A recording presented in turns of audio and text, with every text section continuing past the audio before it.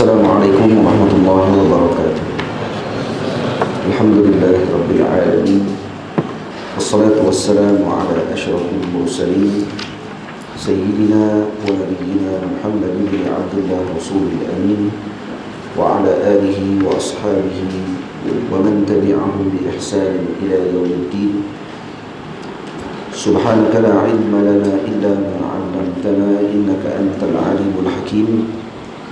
Rabbi shrah li sadri wa yassir li amri wahlul 'uqdatam min lisani yafqahu qawli. Rabbi yassir wa la tu'assir. Rabbi tammim bi khair wa ba'd. Saya muliakan, yang saya kasihi Fadil Urusi Majlis Fadil Ustaz Mak Razali, para guru, para asatizah, sahabat saya yang hadir, Ustaz Saiful Aflan, dan juga seluruh para tuan guru, para santri, para pelajar, ibu ayah, abang-abang, kakak-kakak yang dirahmati Allah Subhanahu wa taala sekalian. Kita bersyukur kepada Allah Subhanahu wa taala pada pagi ini dapat sama-sama meneruskan bacaan kita Tarjis Al-Liwa'il Mu'allam Bimawatinis Salati ala Nabi sallallahu alaihi wasallam. Kita dah masuk pada tempat yang ke-22,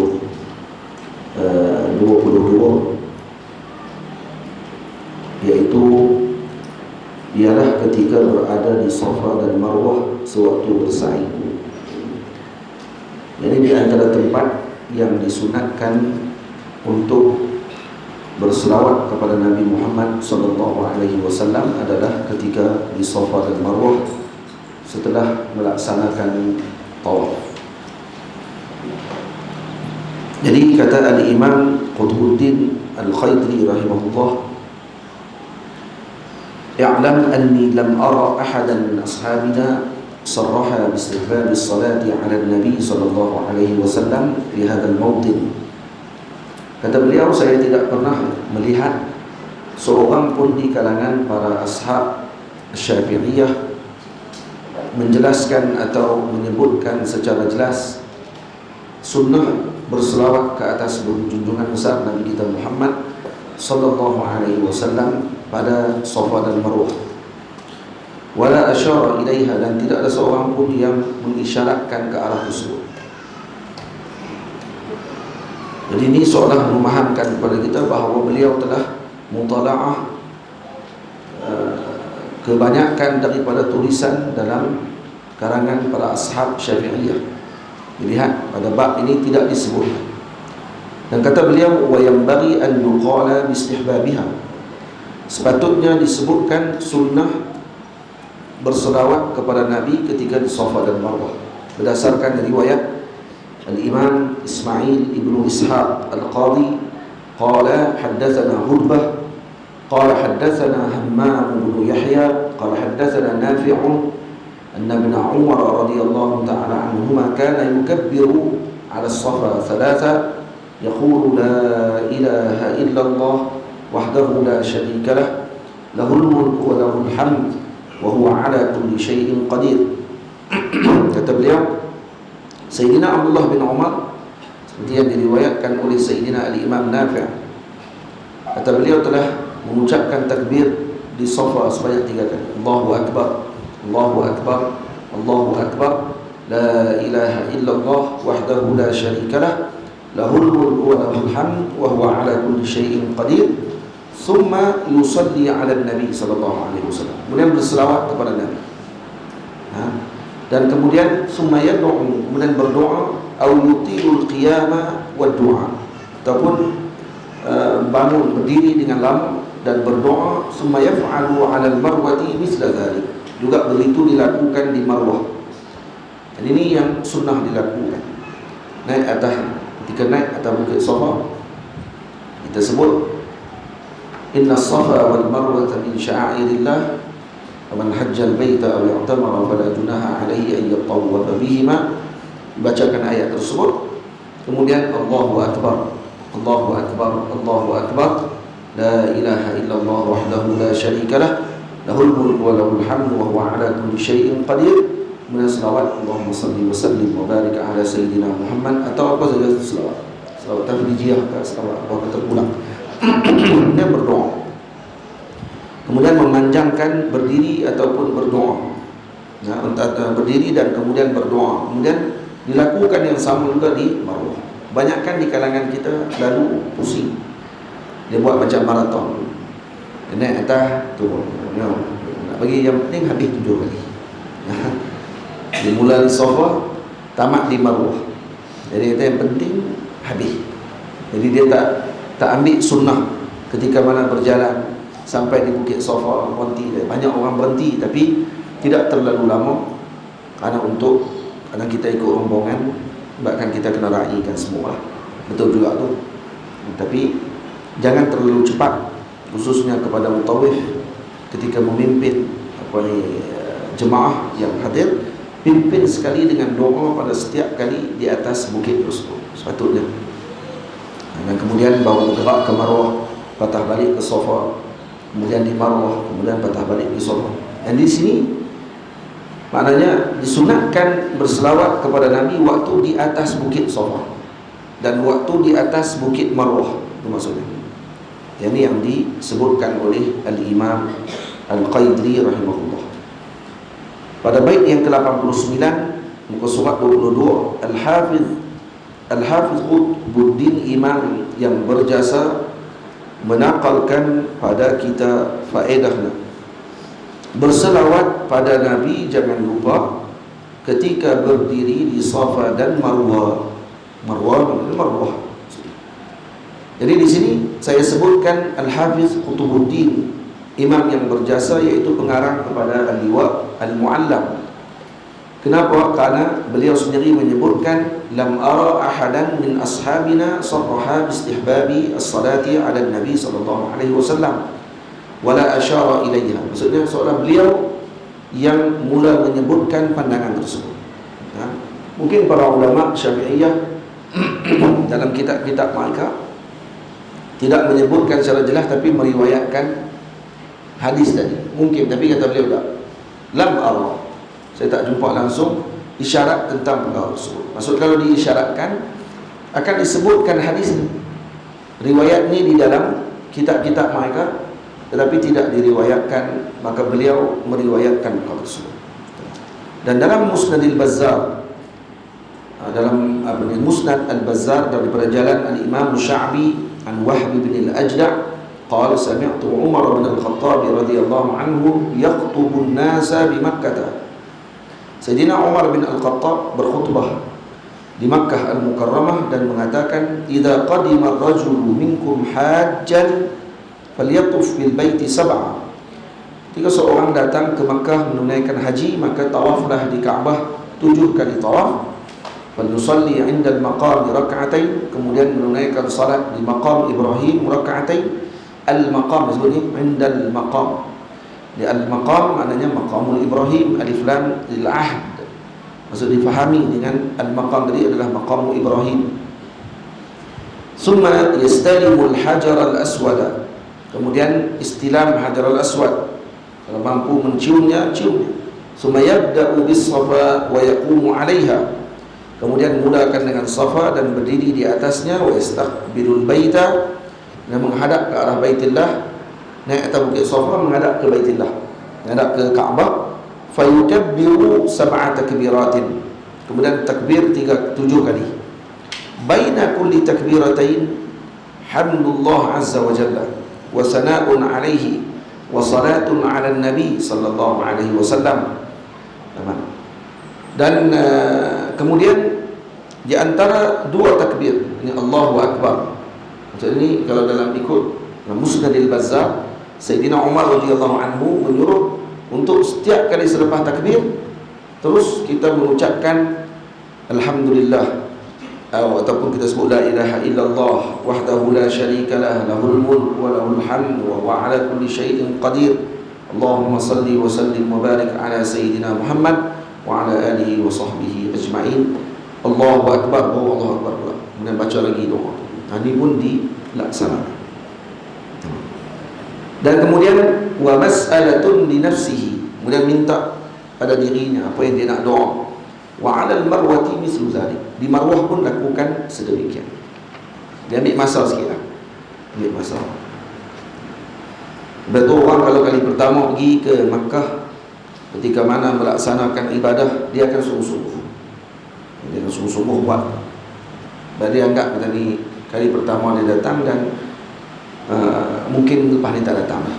Takut. Karena benda bukan murah, mahal. Tambah lepas Covid ni, apa ni, masa musim Covid ni lagi mahal. Jadi kalau pergi buat main-main, rugi. Ibadah yang menggabungkan jasadiyah, yang menggabungkan maliyah dan duit dengan harta badan, tenaga dan seumpamanya, ibadah haji. Jadi pergi ke sana kalau main-main rugi. Tapi kalau jadi mutawif, pergi free, biasa dia ambil ringan. Sampai atas bukit dia tempat dulu. Masa bulan depan main lagi ikut dia. Bulan depan main lagi. Jadi buat besar Quran. Itu antara sebab kenapa orang yang sering pergi, maka dia akan hilang syu'ur, dia hilang perasaan. Dia akan jadi ringan, dia akan buat main-main. Beza dengan orang kampung yang pergi dengan susah payah. Sebab tu ibadah kita ni kadang kita kena susah payah juga. Nah, ada juga susah payah. Kalau tak ada susah payah ni, dia rasa ringan dan kemudian dia buat ringan. Dia buat tak tahu. Macam belajar, mengaji. Kalau mengaji, semua ringan. Disiapkan, dimudahkan kepada mereka. Ada yang tak ambil berat, buat tak tahu. Mengaji free. Kalau baju disediakan, makanan disiapkan, apa ni, baju disetrika, baju kena basuh, sepeda dia pun apa ni, tok guru putih basuh. Kalau macam tu, akhirnya dia buat apa? Sebahagian ada yang meringan-ringankan. Dan akhirnya dia buat tak tahu, dan dia jadi lagi malas. Orang lama-lama macam tu. Kita ambil penilaian tadi sebagai satu daripada kemudahan untuk dia memberi tumpuan sepenuhnya dengan ibadah, dengan pengajian dan seumpamanya. Moga kita tidak sedemikian, amin ya rabbal alamin. Betul. Zulriban tazdad hubba. Ziarah kadang-kadang menambahkan cinta. Pergi selalu sangat pun nanti akan menghilangkan kita punya syu'ur kita, perasaan kita. Kecuali orang yang letak dalam diri dia perasaan sungguh-sungguh setiap kali sampai, seakan ni kali pertama dia sampai, maka dia akan bersungguh-sungguh ketika tersebut dan dia tidak akan main-main. Lebih berat lagi di depan Nabi SAW, sampai di depan Rasulullah pun dilakukan yang sedemikian. Sebabkan kerana pergi tiap-tiap bulan, maka dia tidak ada adab lagi di depan Nabi. Kerana lebih hebat depan Nabi main handset, lagi hebat. Bawa jemaah sambil duduk terang. Jadi makcik-makcik boleh doa lah. Ahli sunnah alhamdulillah doa menghadap Nabi. Tuan boleh doa. Dia duduk belakang, duduk tengok handset. Facebook kata apa hari ni. Ini depan Nabi SAW. Kita kalau depan Raja tengah duduk bercakap, kita boleh duduk main handset macam tu depan Rasulullah, depan Raja. Gila. Ni depan Rasulullah boleh. Mutawif main gaji, main handset. Habis kan doa. Selesai. Pendek doa. Dia boleh buat lawak depan. Jalan balik. Lagi hebat lagi depan Nabi, pergi bagi tahu doa jangan panjang-panjang sangatlah, pendek ni. Nak makan, lapar. Saya lapar. Tuan doa cepat sikit. Ni Rasulullah depan doa. Ini biadab, kurang ajar. Orang yang macam ni tidak akan diberkati oleh Allah. Moga kita kalau jadi mutawif tidak jadi macam tu. Di depan Nabi kita jaga adab. Handset kena simpan, jaga. Ini depan Rasulullah SAW. Ini bukan depan makhluk biasa, ini luar biasa. Semua umat berharap untuk berada di depan Nabi SAW. Kita ada peluang di depan Nabi, kita main-main. Tak perlu menyibukkan diri kita dengan handset, dengan gambar pada waktu tersebut. Kami tak perlu benda tu. Di depan Nabi bukan untuk ambil gambar. Mana lubang nak tengok dalam makam Nabi macam mana. Tak perlu. Sibukkan diri kita dengan perkara yang lebih penting pada ketika tersebut, iaitu tadarru' ila Allah, beradab dengan junjungan besar dan itu yang akan mendapatkan keuntungan di sisi Allah dan di sisi baginda Rasul sallallahu alaihi wasallam. Lebih berat lagi, mutawif pergi bawa jumpa di depan Nabi, dia pula pergi maklum dekat orang kampung, bagi tahu kata Nabi tak ada apa pun, Nabi dah wafat, Nabi selesai dah lah, habis dah macam Nabi. Tuan-tuan kalau nak doa ada ke kiblat lah. Qiblatul doa as-sama. Kiblat doa langit. Menghadaplah ke mana Allah? Langit kiblat dia. Tamam.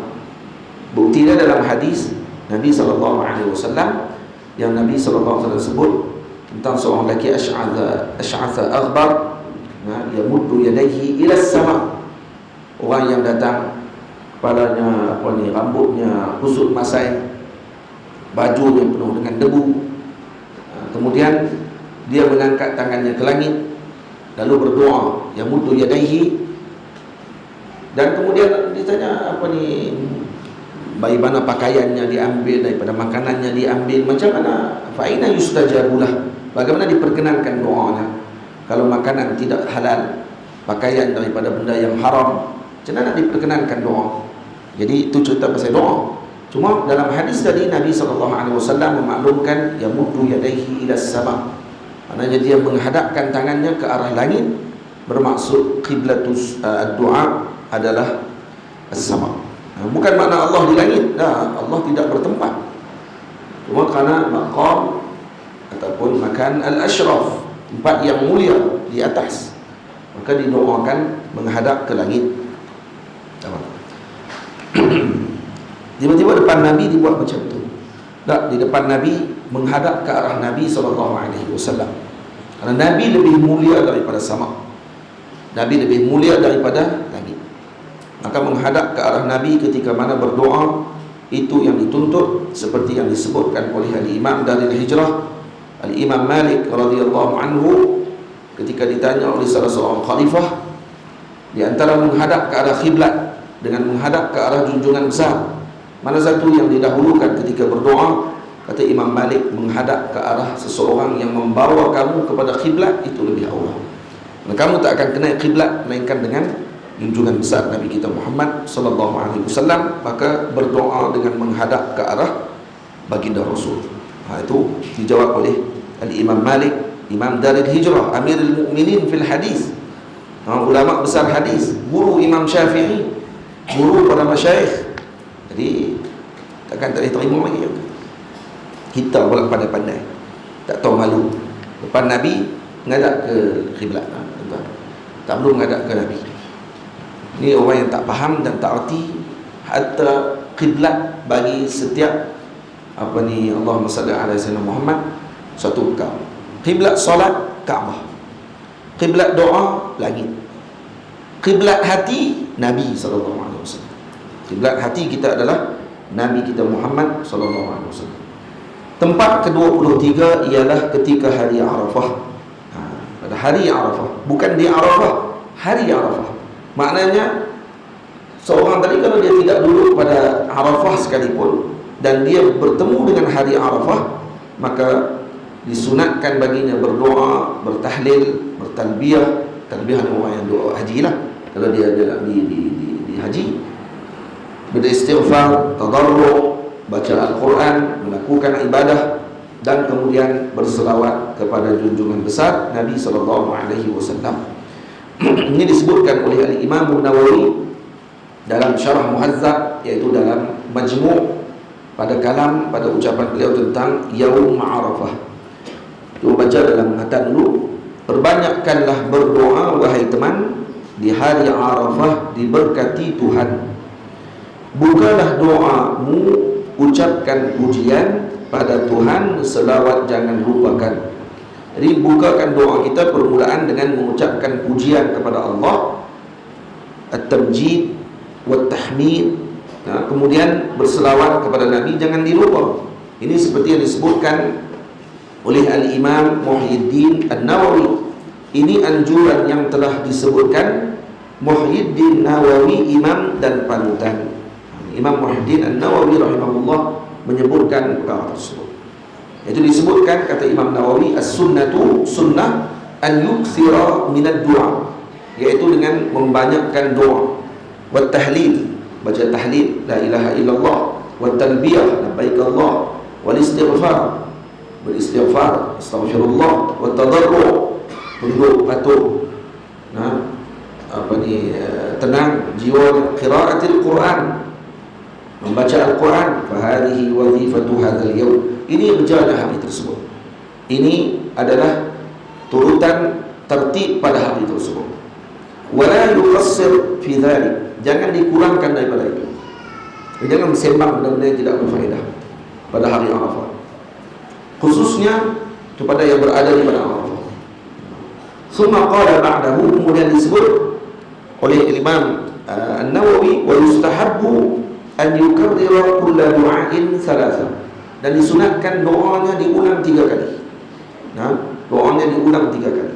Wa yaftatihu du'aahu bitahmid wa tamjid lillahi subhanahu wa ta'ala, dan membuka doanya seperti yang saya sebut, bukalah doamu, ucapkan pujian ini dengan tahmid dan tamjid, dan ini mengagungkan Allah Subhanahu wa taala, wa tasbih, dengan tasbih, baca dengan subhanallah, alhamdulillah, wa la ilaha illallah, Allahu akbar, alhamdulillahi rabbil alamin, wassalatu wassalamu ala asyrafil mursalin, doa apa saja, wassalatu wassalamu ala rasulillah, selawat kepada Rasulullah, wa yahtamilu bimithli dhalik, wa dzakara nahwahu fil azkar, wa hadha mawtinu min tawabi'id du'a. Jadi macam tu juga disebut oleh Imam Nawawi dalam kitabnya Al-Azkar. Ini tempat yang seterusnya disunatkan kita mengucapkan salawat kepada junjungan besar Nabi kita Muhammad sallallahu alaihi wasallam. Tempat ke-24 ialah ketika berdoa di Multazam sewaktu ingin berpisah daripada Baitullah. Ini di mana Multazam? Multazam adalah di antara rukun Hajarul Aswad dengan Babil Ka'bah. Itu antara itu dipanggil Multazam. Jadi tempat mustajabnya doa. Dan ada musalsal bid-du'a fil Multazam. Saya mengambil dengan beberapa orang guru. Dan doa tadi mustajab. Jadi mustajabkan oleh Allah Subhanahu wa taala doa kalau didoakan di Baitullah, di dekat dengan Multazam. Multazam tempat yang dimustajabkan doa kalau seorang tadi berdoa di tempat tersebut. Jadi saya pergi ke ke Multazam, bawa sanad musalsal di doa di Multazam dibacakan, kemudian disebutkan oleh setiap perawi saya telah melakukan perkara tersebut dan ianya berjaya, dapat sungguh apa yang kita doa. Ini kebanyakan doa kita diperkenankan oleh Allah, sama ada cepat ataupun lambat. Jadi minta yang terbaik, minta apa? Minta syurga Allah Ta'ala, minta dekat dengan Rasulullah SAW. Jadi ini tempat yang ke-24, yaitu berdoa di Multazam. Jadi kalau eloknya lagi sebelum balik tu, pergi gantung badan kita di Multazam, tak tangan kita. Kalau lelaki lah, kalau tidak mampu macam perempuan tak boleh nak bersempit-sempit di tempat tersebut, cukup berbetulan dengan Multazam. Badan kita tu bagi muhazi dekat dengan Multazam. Jadi kita di sini, Kaabah di sana, ini babul Kaabah, pintu Kaabah, ini Hajarul Aswad, tengah-tengah tu Multazam. Doa betul-betul itu, InsyaAllah dimustajabkan oleh Allah Ta'ala segala doa kita. Setelah selesai tawaf perpisahan, ini waktu ketika tawaf al-wada', selesai tawaf wada', berdiri di Multazam, doalah teman. Ini maksudnya teman, berdirilah kamu di Multazam dan berdoalah kamu di situ. Setelah berdoa, jangan kau tinggalkan selawat buat Nabi insan pilihan. Setelah kita berdoa, maka jangan ditinggalkan selawat, karena li'annahu arja li ijabati doa, karena itu lebih hampir untuk diperkenankan doa kita. Jangan ditinggalkan salawat kepada Nabi SAW. Kita dah baca semalam, Nabi kata la taj'aluni kaqadahir rakib, jangan jadikan aku seperti mangkuknya orang yang dalam perjalanan. Maka maksudnya jadikan aku pada permulaan doa, pengakhiran doa, pertengahan doa. Jadi selawat semua pada Nabi pun itu akan diperkenankan segala yang dilintas dalam hati kita, yang telah ditetapkan oleh Allah yang terbaik kepada kita, semua akan dapat. Sebab tu doa yang terbaik waktu tawaf, waktu kita berada di multazam, apa dia? Rabbana atina fid dunya hasanah wa fil akhirati hasanatan wa qina adzabannar.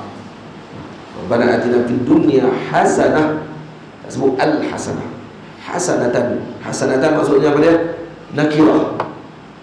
Dan nakirah dengan makna ta'zim, dengan makna besar. Nah, dengan makna sesuatu yang agung. Apa sahaja yang diberi oleh Allah Ta'ala, kita minta yang terbaik daripada Allah. InsyaAllah Ta'ala akan beri yang terbaik kepada kita sesuai dengan kita. Kadang kita minta benda tak sesuai dengan kita, kita berpuasa, Allah Ta'ala tak perkenan doa kita. Dan kita minta tak sesuai, Allah lebih mengetahui tentang kesesuaian tersebut. Jadi kita minta dengan apa yang telah diletakkan oleh Allah kesesuaiannya kepada kita. Lepas itu disebut oleh Imam Syafi'i dan ashab, yustahabbu idza faragha min tawafil wada' an yaqifa fil multazami wa yad'u wa yaqul Allahumma al-baitu baituk ila akhir ad-du'a. Qala thumma yusalli 'ala an-nabi sallallahu alaihi wasallam. Imam Syafi'i dan para ashab Syafi'iyah mengatakan sunat setelah mana selesai tawaf wada' kita berdoa dengan doa yang disebutkan di multazam ni, Allahumma al-baitu baituk wal haramu haramuk. Itu kan doa dia tu. Kemudian bacakan selawat kepada Nabi sallallahu alaihi wasallam. Kemudian kata Imam Syafi'i dan para ashab, li'annahu arja li ijabati doa, karena ini lebih hampir untuk diperkenankan doa kita. Jadi amalkan itu. Seterusnya, Mautin al-Qamisu al-Ashrud, tempat ke-25 ialah ketika hendak menyembelih sembelihan. Ketika pisau engkau gerakkan teman, wahai teman, ketika engkau menggerakkan pisau pada batang tengkuk haiwan sembelihan, pada batang tengkuk haiwan sembelihan. Ketika engkau menggerakkan pisau pada batang tengkuk haiwan sembelihan, bacalah basmalah, jangan kau lupakan, jangan lupa baca basmalah. Selawat Nabi jika ingin tambahan, boleh juga dengan tambahan selawat kepada junjungan besar Nabi kita Muhammad sallallahu alaihi wasallam. Ini disebutkan oleh para ulama, pun begitu berlaku khilaf. Ikhtalafal ulama fi istihbab salati ala nabi 'inda iradati az-zabh ba'da tasmiyah. Jadi khilaf ulama pada seseorang yang ingin menyembelih setelah baca bismillah, disunatkan atau tidak membaca selawat kepada Nabi. Di sini kita sebut ini seperti yang telah dinaskan di dalam milik imam pilihan. Ini di dalam al-um milik imam pilihan, ini milik al-Imam Asy-Syafi'i radhiyallahu anhu.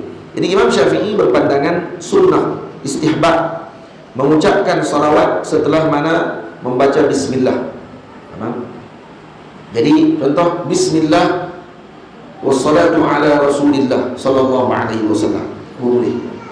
Bismillah Allahumma salli ala sayyidina Muhammad ataupun sallallahu ala rasulillah, boleh, tak ada masalah. Lepas tu Imam Syafi'i kata wa tasmiyatu ala zabihati bismillah. Jadi baca bismillah, bismillah untuk menyembelih dibaca apa? Bismillah. Tak, bukan baca bismillahirrahmanirrahim. Boleh tak? Boleh. Fa in zada ba'da dhalika syai'an wa ziyadatu khair. Boleh dia baca, tapi Imam Syafi'i secara jelas sebut wa tasmiyatu 'ala dhabihah bismillah. Jadi membaca tasmiyah bismillah ketika mana menyembelih adalah dengan ucapan bismillah. Itu. Wala akrahu, kata beliau, kalau ditambah sesuatu, tambahan tadi bagus, dan saya tidak memakruhkan ma'a tasmiyatihi 'ala dhabihah an yaqula sallallahu ala rasulillah. Dan saya tidak memakruhkan, kata beliau, untuk seseorang yang nak menyembelih menyebut sallallahu ala rasulillah. Saya tak makruhkan benda tersebut. Bal uhibbuhu lah, bahkan saya suka kalau dilakukan begitu. Wa uhibbu an yukthira as-salata alaihi ala kulli halat. Dan saya sangat suka kalau diperbanyakkan selawat kepada Nabi dalam semua keadaan. Lianna zikrullah bis salati alaihi imanun billah. Karena menyebutkan Allah dengan selawat ini adalah bermaksud beriman kepada Allah. Betul? Karena seorang berselawat, dia tidak akan mengucapkan selawat melainkan dia beriman bahawa Rasulullah adalah utusan Allah Subhanahu wa taala. Wa ibadatun lahu yujaru alaih, dan itu ibadah yang mendapatkan pahala kepada insya-Allah.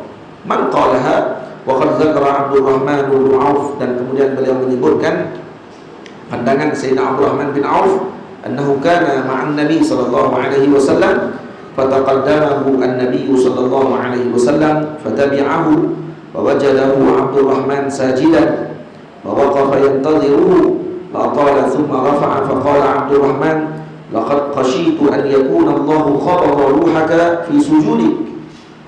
Di Nabi SAW kata Sayyidina Abdurrahman bin Auf, aku bersama dengan Nabi. Taqaddamahu Nabiyyu fatabi'ahu. Nabi duduk di depan, aku duduk di belakang ikut Nabi. Kemudian Nabi sembahyang. Dan fawajadahu Abdurrahman sajidan. Fawajadahu Abdurrahman, maksudnya apa dia? Sayyidina Abdurrahman mendapati Nabi dalam keadaan sujud. Fawaqafa yantadhiru. Sayyidina Abdurrahman berdiri tunggu tengok Nabi sujud waktu sembahyang. Fa'atala, Nabi sujud panjang sungguh, summa rafa'. Dan Nabi angkat kepala Nabi daripada sujud. Faqala Abdurrahman, kata Sayyidina Abdurrahman, laqad khashitu an yakuna Allah qabida ruhaka fi sujudika. Ya Rasulullah, saya bimbang Allah mencabut nyawamu ketika kamu sujud ya Rasulullah. Bimbang itu bukan karena bimbang dengan sujud tadi, bimbang kehilangan Rasulullah SAW. Itu yang dibimbangi mereka. Jadi khasyah tadi, takutan tadi bukan karena dicabut nyawa Nabi waktu sujud, karena ini waktu yang mulia. Kebimbangannya adalah karena perpisahannya dengan Rasulullah. Itu yang paling dia bimbang. Faqala ya Abdurrahman, maka Rasulullah bersabda, wahai Abdurrahman, inni lamma kunta haitsu ra'aita laqiyani Jibril. Wahai Abdurrahman, waktu kamu melihat aku dalam keadaan tadi, aku pada ketika tersebut sedang bertemu dengan Jibril. Fa akhbarani 'anillahi 'azza wa jalla, dan Sayyidina Jibril memaklumkan kepadaku daripada Allah wahyu annahu qala, bahwa Allah menyebutkan man shalla 'alaika sallaitu 'alaihi. Siapa yang berselawat kepadamu maka aku berselawat kepadanya. Orang yang berselawat kepada Nabi, Allah berselawat kepadanya. Macam mana selawat Allah kepada kita? Turun rahmat.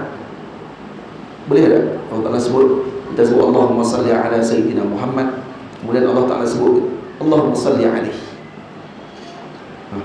Alaihi itu yang ala anta, alaika, kamu sebut Allah macam keadaan. Allah sebut. Sayyidina Ubay Ibn Ka'ab radhiyallahu anhu, Rasulullah datang bertemu dengan beliau, kata, wahai Ubay, Allah menyampaikan salam kepada kita. Kalau kita raja kain salam pun kita rasa kemahalah. Raja lah, menteri besar juga lah, ketua menteri Sabah, dia boleh kain salam. Jumpa kain salam kat Tok Guru, salam kat Ustaz, salam kat Syekh, salam kat Maulana, kata-kata rasa macam mana waktu tu. Maksudnya dia kenal kan, dia follow Instagram juga lah.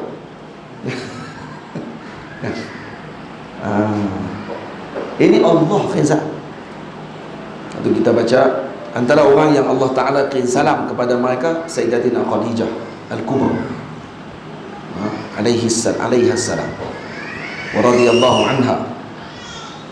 Waktu ketika beliau menghantar makanan kepada Nabi SAW di Gua Hira, baginda Nabi SAW memaklumkan kepada Sayyidatina Khadijah, wahai Khadijah, Allah menyampaikan salam kepadamu.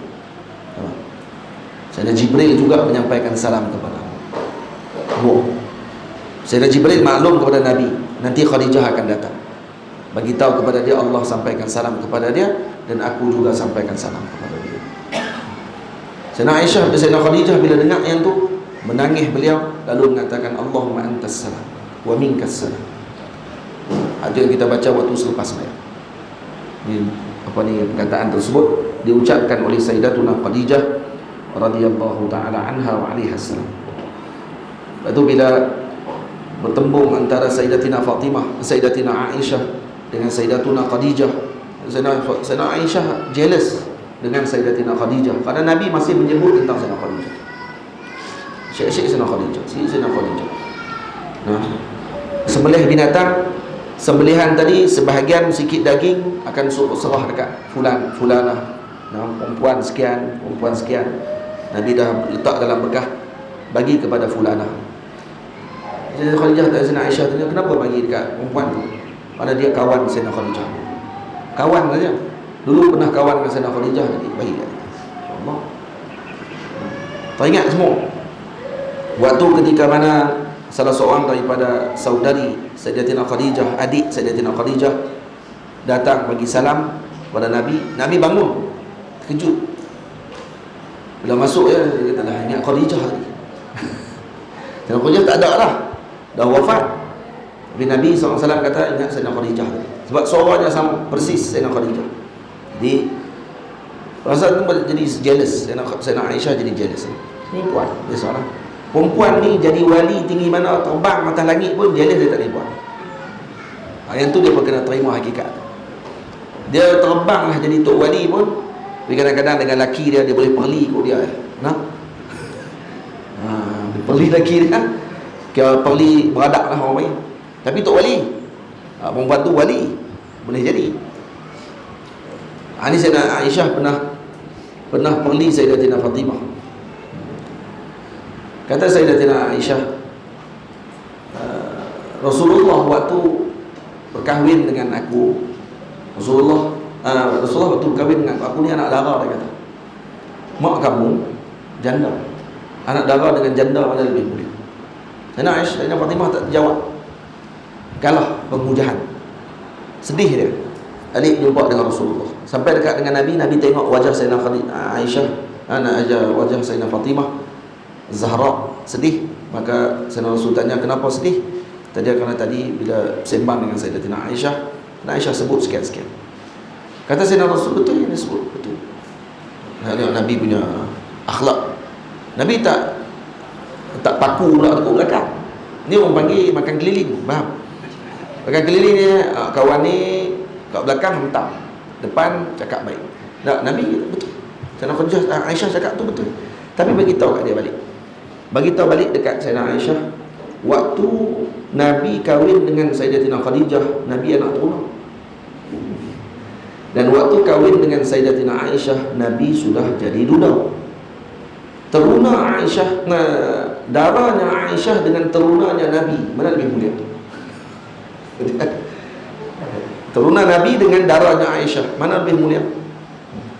Jadi yang mengambil terunanya Rasulullah adalah Sayyidatina Khadijah, bukan Sayyidatina Aisyah. Jadi jawapan Nabi sampai kepada Sayyidatina Fatimah seronok waktu tu dengar berita, dengar jawapan. Tak terfikir dia. Dan kalaupun dia terfikir pun, dia tak boleh nak ucap benda tu, melainkan Nabi yang kena ucap benda tu. Kerana ta'adduban ma'a Rasulullah sallallahu alaihi wasallam. Kalaupun dia terfikir dengan jawapan tadi, tak boleh nak ucap. Kenapa? Kerana dia adab dengan Rasulullah. Balik jumpa dengan Sayyidatina Aisyah, dimaklumkan jawapan tersebut. Maka Sayyidatina Aisyah kata apa? Rahmat Allah Ta'ala kepada yang telah memberikan jawapan tersebut. Jawapan tu bukan jawapan kamu, itu jawapannya Rasulullah. Sayyidatina Aisyah tak beritahu kata siapa bagi jawapan ni. Sayyidatina Aisyah kata ada jawapan dah. Dan Sayyidatina Aisyah kata, Aisyah kata rahmat Allah kepada yang memberikan jawapan tersebut. Yang jawab tadi Rasulullah, bukan kamu, kata dia. Karena Rasulullah aja boleh bagi jawapan tu. Faham? Ini dalil kemuliaan, ketinggian Sayyidatuna Khadijah radhiyallahu taala anha dan kemuliaan para keluarga Rasulullah sallallahu alaihi wasallam. Jadi Sayyidina Ubay, waktu Sayyidina Rasul memaklumkan kepada beliau, Allah sampaikan salam kepada kamu, menangis beliau sampai basah leher. Menangis. Allah sebut nama saya, kata Sayyidina Ubay. Allah sebut nama saya ya Rasulullah. Rasulullah kata, "Na'am, Allah sebut nama kamu. Sebut nama kamu Ubay." Ini kemuliaan yang besar yang diberikan oleh Allah kepada beliau. Dan boleh tak Allah Ta'ala sebut nama kita? Ya, namun kita tak dengar perkara tersebut. Nabi dah sebut. Man salla alaika sallaitu alaihi. Buat itu. Fasajadtu lillahi syukra. Maka saya sujud syukur kepada Allah Subhanahu wa taala dengan nikmat yang agung tadi. Qala Rasulullah sallallahu alaihi wasallam, dan Rasulullah menyebutkan juga, man nasiya salata alayya akhta'a bihi tariqul jannah. Sesiapa yang lupa berselawat kepadaku, maka dia telah tersalah jalannya ke syurga. So, dia tak jumpa jalan ke syurga. Orang yang tak selawat, tak jumpa dia jalan ke syurga Allah Ta'ala. Jadi lazimi selawat, InsyaAllah tak tersalah jalannya ke syurga. Maknanya apa dia? Sesiapa yang berselawat, jalannya ke syurga. Itu maksudnya. Jadi orang yang lazim dengan selawat, ini orang tidak akan melakukan perkara yang, maksudnya kalaupun dia ahli maksiat sekalipun, InsyaAllah dia min ahli jannah. Dan InsyaAllah dengan barakah selawat tersebut, dia akan meninggalkan maksiat yang dia lakukan. Ada orang masa dulu di Kuala Lumpur buat majlis selawat perdana, tulis iklan. Kemudian ada seorang yang tulis dalam Facebook dia.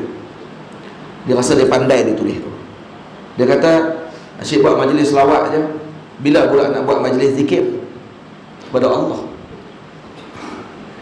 Ini orang tak faham, tak baca hadis, tak tengok ucapan para ulama, tak baca kalam para ulama. Ini jahil yang buat-buat cerdik. Awak dalam selawat tak ada zikrullah, awal lagi sebut Allahumma salli ala Sayyidina Muhammad. Kalau kita sebut Sayyiduna Muhammad sallallahu alaihi wasallam, sebut yang tu kan, semua akan sebut sallallahu Allahumma, kan tu zikir kepada Allah Ta'ala. Awal lagi selawat gabung semua, gabung padanya zikrullah, gabung padanya iman kepada Allah. Kan tengok sebut ni, Imam Syafi'i sebut, wa uhibbu an yukthira salata alaihi ala kulli halat. Saya suka untuk dibanyakkan selawat kepada Nabi dalam semua keadaan, lianna zikrullah bisalati alaihi imanun billah. Karena menyebut Allah dengan selawat, maksud selawat zikrullah. Ni orang tak faham buat arti. Dia buat arti. Jadi bila tulis tu tahu kata tak cerdik. Dan moga-moga taubatlah orang-orang macam ni. Tempat ke-26 ialah ketika menziarahi maqam baginda sallallahu alaihi wasallam. Ini tadi yang pandangan tadi disebutkan oleh Imam Syafi'i dalam mana Al-Um. Kemudian Imam Syafi'i setelah tu memanjangkan ucapan beliau tentang kelebihan selawat dalam Al-Um. Dan panjang lagi perbahasannya berkenaan dengan masalah fiqh lah. Dalam bab ni cuma saya tidak panjangkan perbahasan tersebut.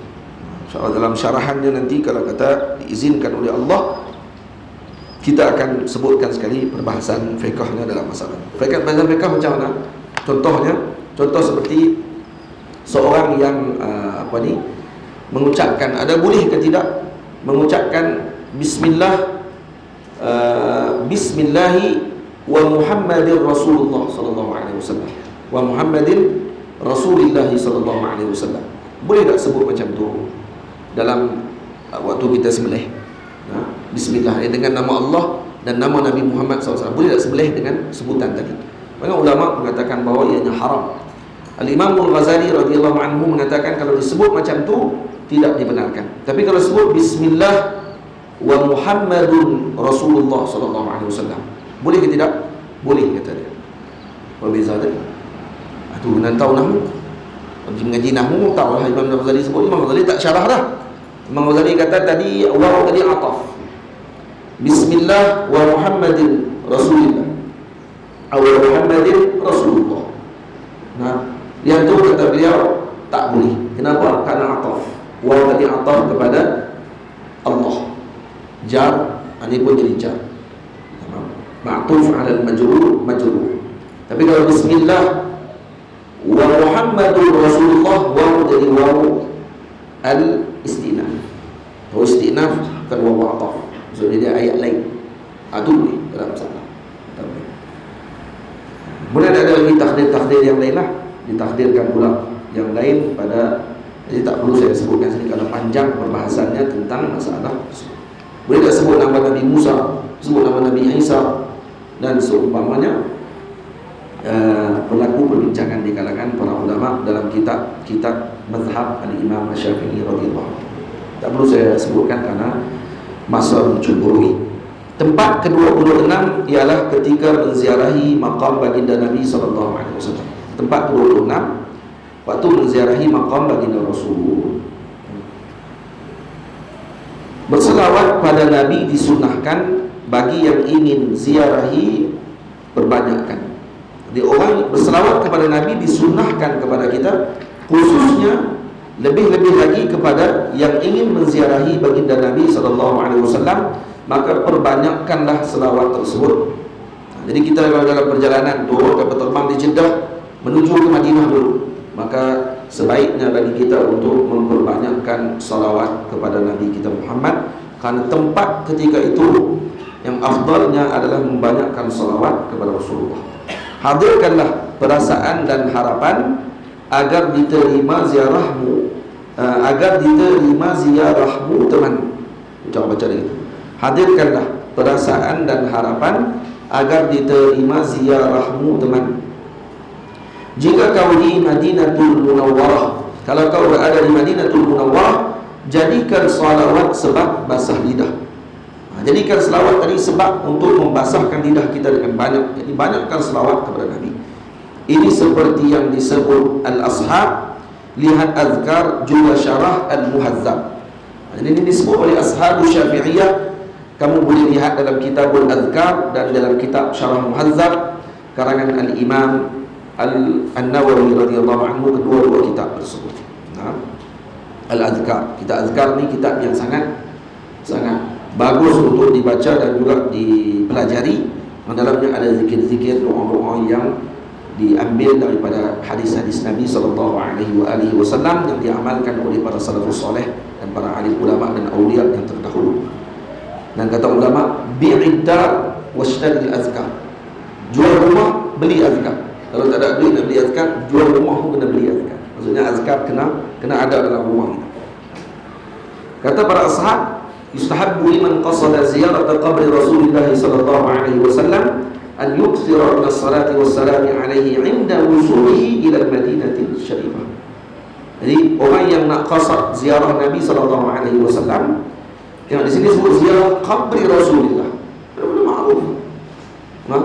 Ni ada orang bapak ni duduk dekat kios di Masjidil Haram tu, dekat Masjid Nabawi tu, disebut tak jelas-jelas diharamkan, tidak dibenarkan melawat atau berniat untuk melawat Rasulullah, melawat kubur Rasulullah.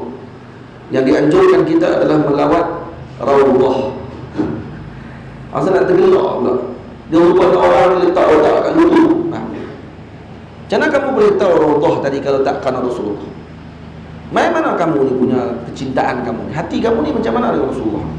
Duduk dekat Madinah, sebelah Nabi SAW, duduk dalam kawasan tersebut, tapi hati jauh daripada Nabi SAW. Tak ada langsung perasaan dengan Nabi, biadab dengan Nabi SAW. Maksudnya sekarang ni seolah-olah kalau kata seorang tadi dia yang maklumkan kelebihan tempat tersebut, jangan ingat dia, ingat tempat tu je. Gila ke mana ni?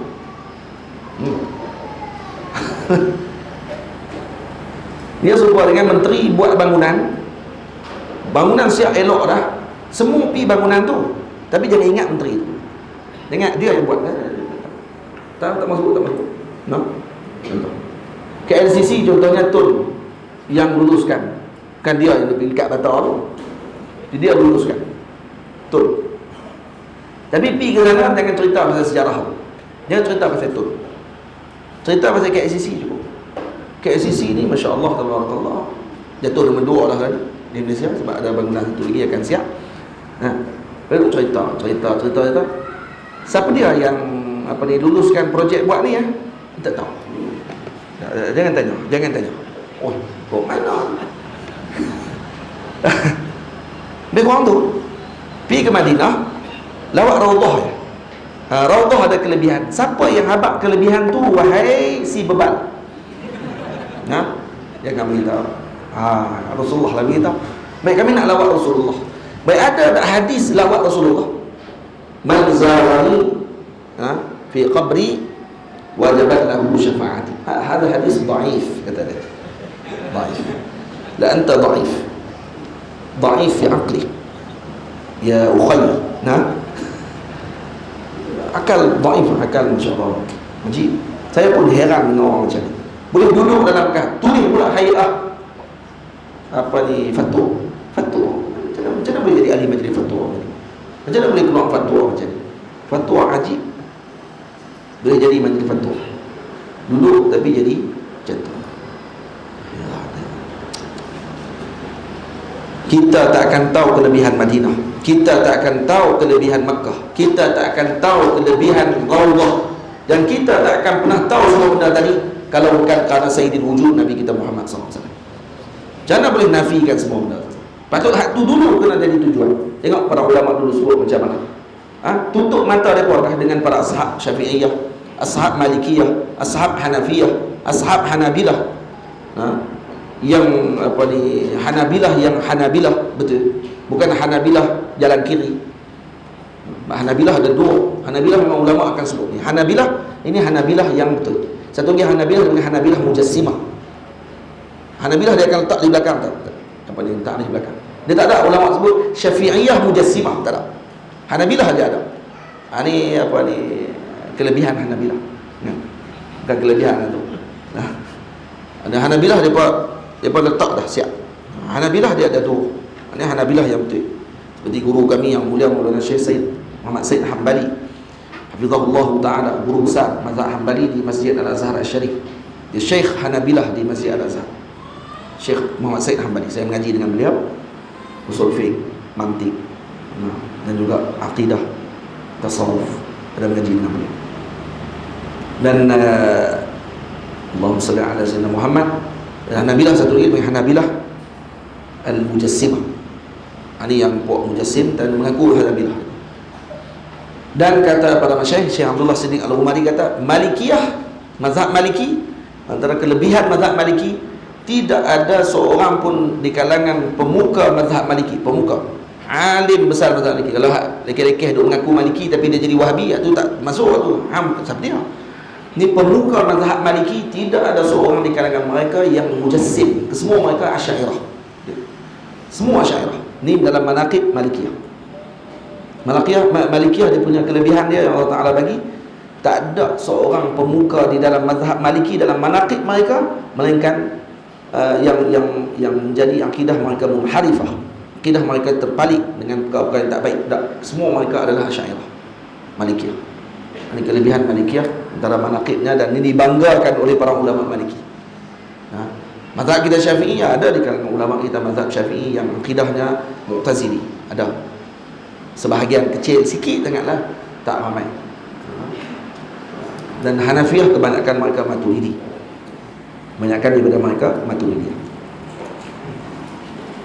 Jadi guru saya mula Syekh Jamal Faruq, Maulana Syekh Jamal mazhab Maliki, mazhab Hanafi tapi akidahnya Asy'ari. Dan dia juga pakar dalam mazhab Maturidi. Beza sikit, tak banyak mana pun. Ada sebahagian saja perbezaan dalam mazhab Maturidi dengan Asy'ari. Dan kedua-duanya adalah madrasah besar dalam Ahli Sunnah wal Jamaah, iaitu Asy'ariyah dan Maturidiyah. Baik. Jadi kalau kita ke Madinah Al-Munawwarah, sampai ke sana melawat apa? Ziarah qabri Rasulillah. Ziarah qabri Rasulillah. Al-Imam Malik mengatakan makruh menyebut saya menziarahi qabri Rasulillah atau azuru qabra Rasulillah. Saya melawat kubur Nabi sallallahu alaihi wasallam. Kata beliau makruh menyebut. Imam Malik tak suka sebutan tadi. Bukan tak suka sebut kubur tu. Bukan tak suka kata kubur, bukan tak suka kata tak boleh lawat kubur. Tak, kata beliau perkataan kubur itu. Tak, sebut azuru Rasulullah. Saya melawat Rasulullah. Jangan sebut kubur tu. Itu pandangan Imam Malik radhiyallahu anhu. Jadi kalau sampai dekat dengan Madinah, banyakkan salawat. Kata Imam, kata para ulama mazhab Syafi'i, wa kadza idza daqala al-masjid asy-syarif. Begitu juga waktu masuk ke dalam Masjid Nabawi. Wa kadza idza wasala ila qabri syarif. Begitu juga ketika mana sampai ke maqamnya Rasulullah. Wa yukarriru dzalik, dan ulang ucapan salawat tadi. Wa yubalighu fihi, dan sungguh-sungguh berlebihan dengan salawat tersebut. Maksudnya baca banyak sungguh. Wa yastahdiru biqalbihi 'azamata Rasulillah sallallahu alaihi wasallam, dan menghadirkan perasaan keagungan Rasulullah dalam hatinya, wa taraddudahu fi tilkal amakinil musyarrafah, dan mengulang-ulang ucapan tadi ketika di tempat-tempat yang mulia, tempat yang Nabi pernah singgah, telaga-telaga yang pernah Nabi minum, berwuduk dengannya, banyakkan selawat di tempat tersebut. Mana-mana laluan di Madinah, tidak ada satu laluan, kata Imam Malik, di Madinah Al-Munawwarah, melainkan kesemuanya pernah dipijak oleh kaki Nabi SAW. Sebab itu Imam Malik kalau berjalan di Madinah tidak pakai kasut. Pakai kasut dia, jalan tak pakai kasut, kerana untuk mengambil barakahnya Nabi SAW. Fa inna dzalika min a'zamil qurubat, kerana ini adalah sebesar-besar pendekatan diri kita kepada Allah, wa arbahil masa'i wa ahammil matlubat, yang paling dituntut dan yang paling beruntung kalau dilaksanakan, keuntungan besar. Atau kalau dilakukan dengan lalai sekalipun diterima. Selawat ni ajib. Waliyakun min qawlihi inda wusulihi ila qabri syarif, dan kamu sebutlah ketika sampai di maqam Nabi, assalatu wassalamu alayka ya Rasulullah, assalamu alayka ya qiratallah min khalqih, assalamu alayka ya Habiballah, assalamu alayka ya sayyidal mursalin wa qataman nabiyyin, assalamu alayka wa ala alika wa ashabika wa ahli baitik wa ala nabiyyin wa sa'iris salihin. Dan ini disebutkan dalam azkar dan disebutkan dalam majmu' syarah muhadzab oleh al-Imam An-Nawawi rahimahullah. Seterusnya adalah ketika mana berjual beli. Ini dah masuk dalam kitabul buyu' wal wasaya, dalam wasiat dan juga kitabul buyu'. Ini dah masuk tentang muamalah. Tempat ke-27 ialah ketika akad jual beli. Telah dinaqal dari kitab Al-Anwar.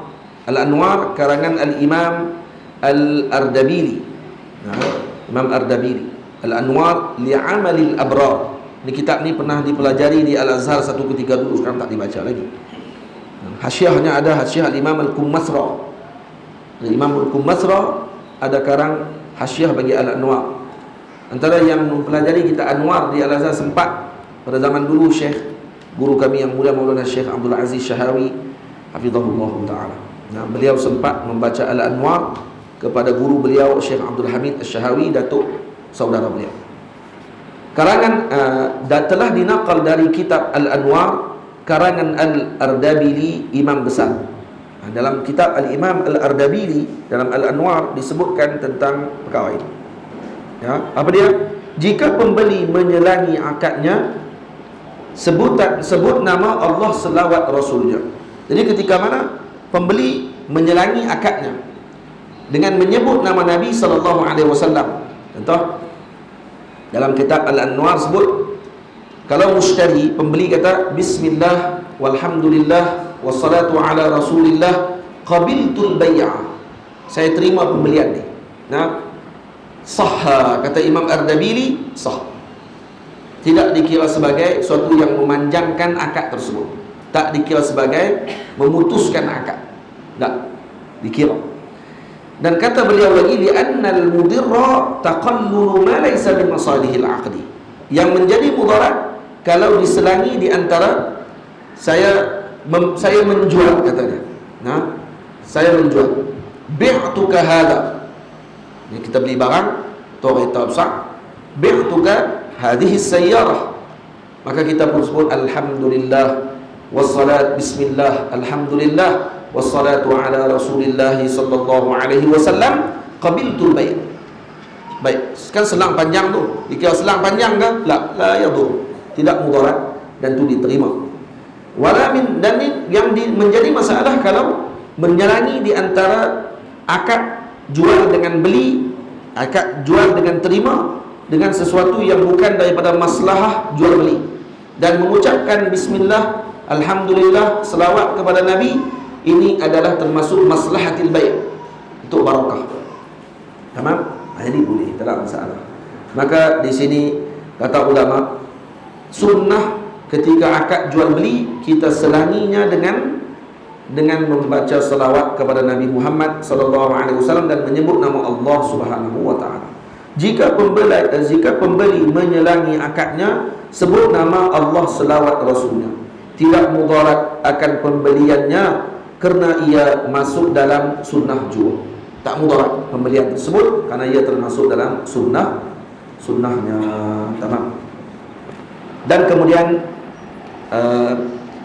tempat yang ke-28 ialah ketika menulis wasiat. Anda kitabatil wasiyah. Ini sunnah yang baik dah ditunjukkan oleh sahabat Nabi Rasul junjungan Nufai'un al-Habsyi maula Nufai'unil Habsyi maula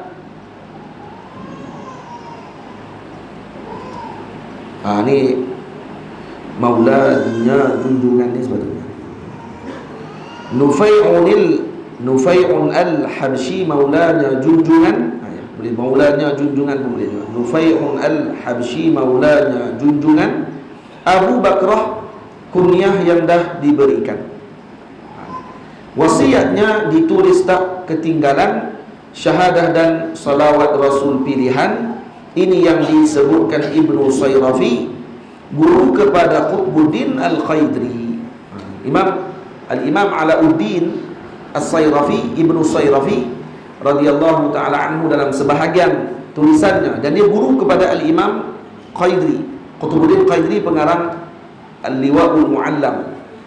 Kata beliau, dan kata Imam Khaidri, walam arahu li ghairihi, saya tak pernah tengok lagi orang lain tulis macam dia sebut tentang selawat disunatkan ketika mana menulis wasiat. Wastadalla bidzalika bima rawa Ibnu Zabr min tariq al-Hasan bin Dinar an al-Hasan al-Basri qala lamma hadarat Aba Bakrah al-wafatu, ketika Sayyidina Abu Bakrah. Siapa Sayyidina Abu Bakrah? Sayyidina Nufai' al-Habsyi. Saya silap baca. Betul tak? Nufai'un al-Habsyi maula junjungan. Al-Habsyi, jangan baca al-Habsyi. Al-Habsyi. Itu betul tak baris tu? Nufai'un al-Habsyi maula junjungan Abu Bakrah, kunyah yang dah diberikan. Sayyidina Abu Bakrah, ini adalah kunyah yang diberikan kepada Sayyidina Nufai' al-Habsyi. Siapa beliau? Dia maula Nabi SAW. Kenapa sebut maula? Karena Nabi membebaskan beliau. Jadi Nabi jadi muwalli, dia jadi maula. Nabi membebaskan beliau, maka dia jadi maula kepada Nabi SAW. Gelarnya adalah, kunyahnya adalah Abu Bakrah. Jadi waktu ketika Sayyidina Abi Bakrah hampir wafat, kata beliau, uktubu wasiyati, tulis wasiatku. Fakatabal katibu, maka ditulis oleh tukang tulis, hadza ma awsa bihi Abu Bakrah sahibu Rasulillah sallallahu alaihi wasallam. Maka penulis tadi tulis apa? Ini adalah wasiat yang telah diwasiatkan oleh Abu Bakrah, sahabatnya Rasul sallallahu alaihi wasallam. Faqala Abu Bakrah, aktani 'inda al-maut. Kata Sayyidina Abu Bakrah, aktani 'inda al-maut. Waktu nak mati ni pun nak kena letak kunyah lagi. Kunyah aku lagi. Ummu hadha. Waktu hadha ma awsa bihi Nufai'un al-Habsyi maula Rasulullah sallallahu alaihi wasallam. Jangan sebut Abu Bakrah. Aktani 'inda al-maut, jangan sebut nama dengan kunyah. Sebut nama betul aku, iaitu Nufai' al-Habsyi. Dia kata ini wasiatnya Nufai' al-Habsyi maula Rasulullah sallallahu alaihi wasallam, wa huwa yashhadu anna Allah azza wa jalla rabbuhu, anna Allah azza wa jalla rabbuhu. Dan dia bersaksi bahawa Allah Subhanahu wa taala itu Tuhannya, wa anna Muhammadan sallallahu alaihi wasallam nabiyuhu, bahawa Nabi Muhammad itu nabinya, wa anna al-islam dinuh, dan Islam itu agamanya, wa anna al-ka'bata qiblatuh, dan Ka'bah itu kiblatnya, wa annahu yarju minallahi ma yarjul mu'tarifuna bitauhidih, dan dia mengharapkan apa yang diharapkan oleh orang yang mengiktiraf dengan tauhid kepada Allah, wa mukhiruna bi rububiyyatih, dan yang mengikrar dengan rububiyahnya Allah Subhanahu wa taala. Dan disebutkan apa di wasiat tadi sehingga selesai. Dan di sini di mana dalil kata selawat tadi? Wa anna Muhammadan sallallahu alaihi wasallam. Itu kan selawat. Jadi berselawat. Jadi ada orang tanya dalam Facebook, tanya, kalau orang sebut Ahmad Rasulullah, Muhammad Rasulullah, adakah itu dikira selawat? Selawat kalau kita sebut sallallahu alaihi wasallam. Adakah? Yang sebut Ahmad Rasulullah ya. Ahmad Rasulullah sallallahu alaihi wasallam, Muhammad Rasulullah sallallahu alaihi wasallam, ataupun Ahmad Rasulullah, Muhammad Rasulullah sallallahu alaihi wasallam, Ahmad Rasulullah, Muhammad Rasulullah sallallahu alaihi wasallam. Ini sunat baca bila ni Rejab yang terakhir, Jumaat yang terakhir dalam bulan Rejab, waktu ketika malak khatib di atas mimbar, khutbah kedua. Sebelum khutbah kedua tu dibaca Ahmad Rasulullah, Muhammad Rasulullah 35 kali. Siapa yang baca yang ni, insya-Allah tidak akan miskin sepanjang tahun esok, insya-Allah. Dinar, dirham dalam poketnya tak akan hilang. Nah, tak akan habis. Maksudnya apa dia? Tak miskin. Kan tak habis kalau tak guna, tu lain lah. Maksudnya tak akan nafad, tak akan selesai. Boleh guna lagi, insya-Allah tak akan miskin. Ahmad Rasulullah, Muhammad Rasulullah sallallahu alaihi wasallam dibaca sebanyak 35 kali. Nah, pada Jumaat terakhir Rejab. Nah, Jumaat terakhir Rejab. Dalam beberapa minggu lagi lah. Dalam beberapa minggu lagi. Tengok Jumaat terakhir tu, tutup imam khatib duduk pada khutbah yang kedua tu, sebelum baca khutbah kedua, waktu tu bacakan tu 35 kali. Sempat tak? Saya tak tahu. Saya tak tahu. Masing-masing. Kalau Tok Imam tu Tok Khatib pun tahu, Tok Khatib pun bagilah peluang sah. Janganlah laju sangat. Kecuali Tok Khatib tu Wahabi. Dia tak bagi dia. Jangan bagi. Terus tak dan orang nak baca doa, bangkit dah. Tak bagi. Tok Khatib bagi ni. Tok Khatib pun nak baca. Tok Khatib pun baca juga. Tok Khatib elok duduk pada orang panggil sebelum masuk khutbah yang kedua tu, Tok Khatib duduk kan. Duduk tu baca Ahmad Rasulullah SAW, Ahmad Rasulullah SAW, Allah Ahmad Rasulullah, Muhammad Rasulullah SAW, Ahmad Rasulullah, Muhammad Rasulullah SAW. Jadi 35 kali baca. Itu baru.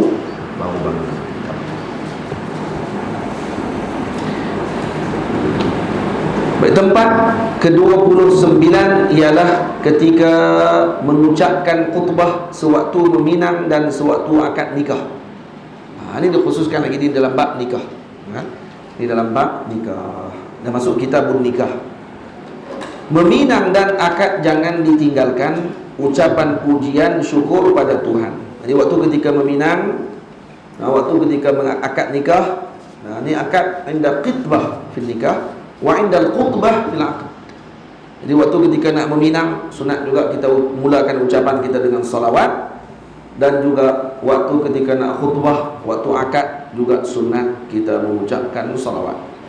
Juga salawat buat Nabi Yul Adnan, jangan abaikan, moga berkah hubungan.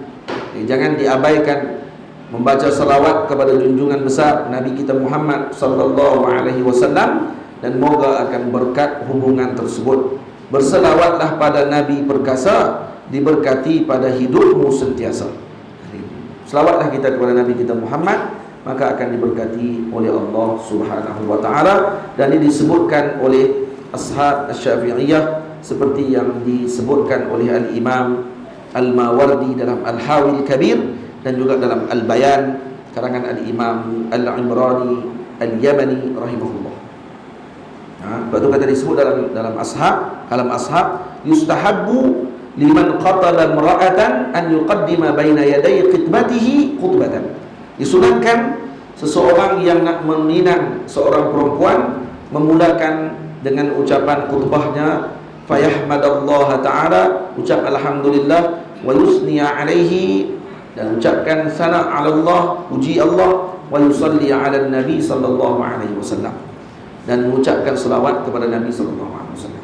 Wa tustahabbu al-khutbati aidan 'inda al-'aqdi, dan juga disunatkan mengucapkan khutbah ketika akad, sawa'un khataba al-waliyyu, sama ada yang berkhutbah tadi adalah walinya, atau zauju atau suami itu sendiri, atau al-ajnabiyyu, yahsul istihbab. Jadi di sini sebut jelas-jelas. Maksudnya yang khutbah boleh wali pun boleh, ataupun suami itu pun boleh khutbah, dia sendiri khutbah nikah. Dia nasihat kat diri dia sendiri. Saya waktu nikah, saya sendiri khutbah. Tok Khadi sah kat ustaz. Oi, macam mana saya nak khutbah kat diri saya sendiri. Khutbah. Saya pun khutbah lah, menasihati diri sendiri. Nah, jadi tak apa nak feel lah, ingat lah. Tok Qadi suruh kita ni khutbah lah dah. Allah. Tok Qadi suruh kita. Dan itu juga Tuan Guru Haji Abdullah Lubuk Tapah rahimahullahu ta'ala, katanya anak-anak murid dia kalau dia kahwinkan, maka dia akan suruh mereka sendiri yang khutbah. Khutbah sendiri. Jadi apa itu boleh. Tok walinya pun boleh, ayah dia sendiri, ataupun tok imam, tok qadi ajnabi ya, termasuk yang tu kalau tok imam kata tu dimasuk dengan ajnabi. Yahsulul istihbab, maka dapat sunnah tadi. Boleh. Tamam.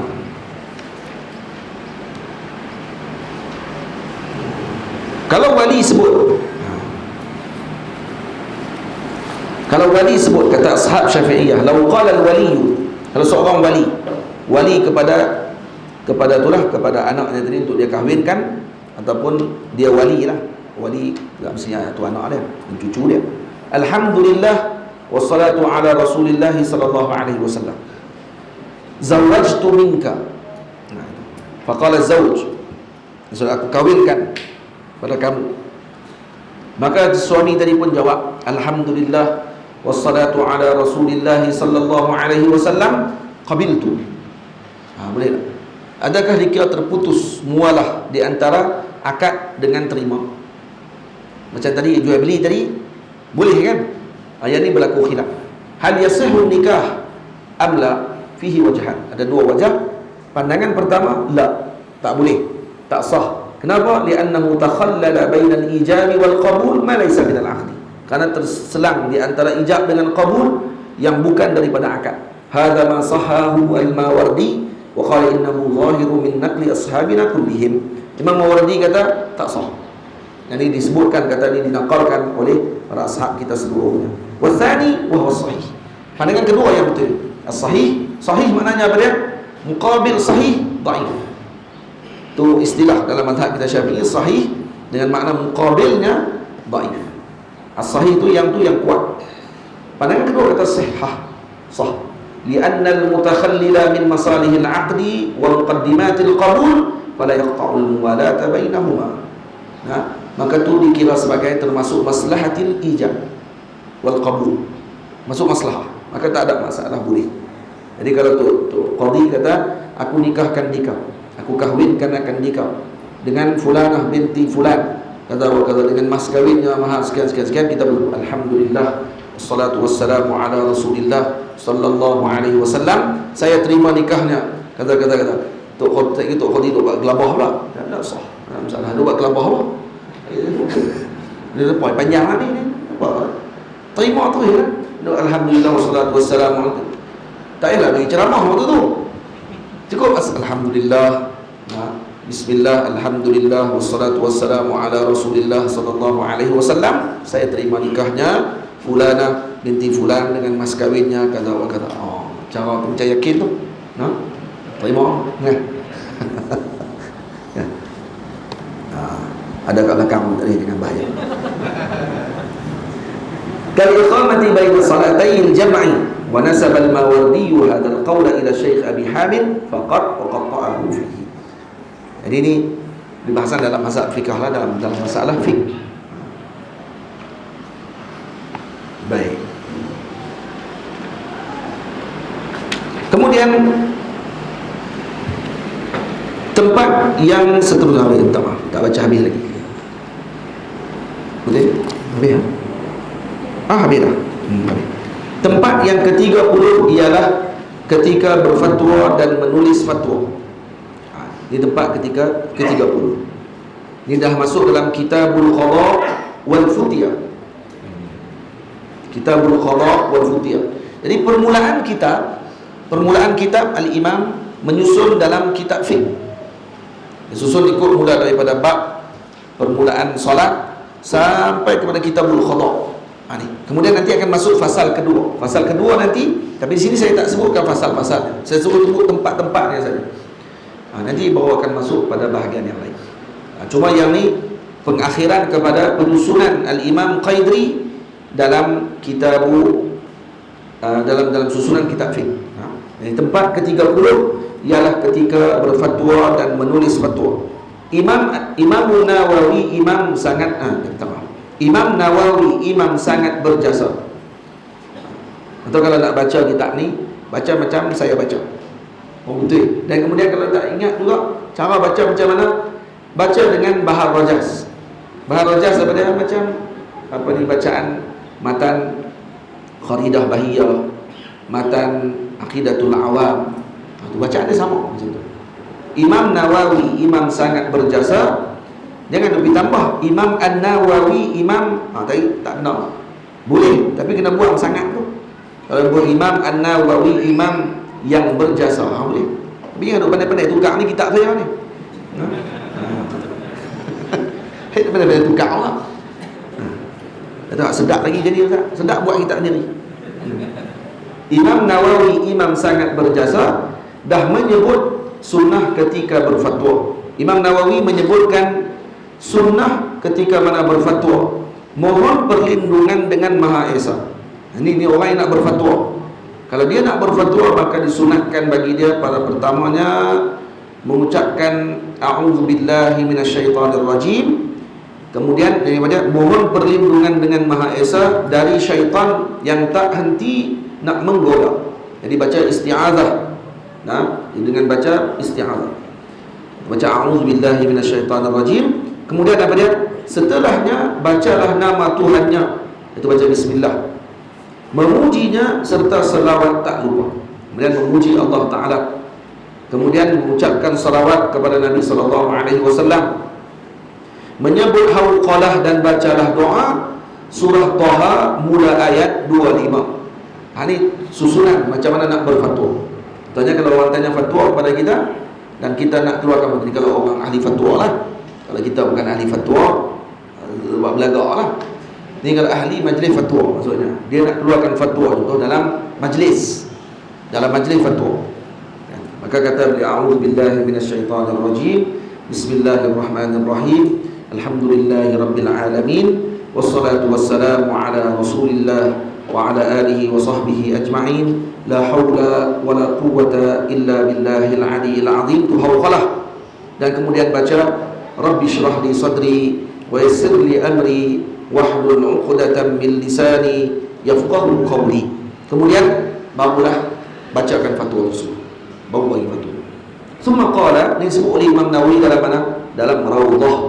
Ini kita Rawdah disebutkan nas bagaimana susunan untuk seorang tadi mengeluarkan fatwa.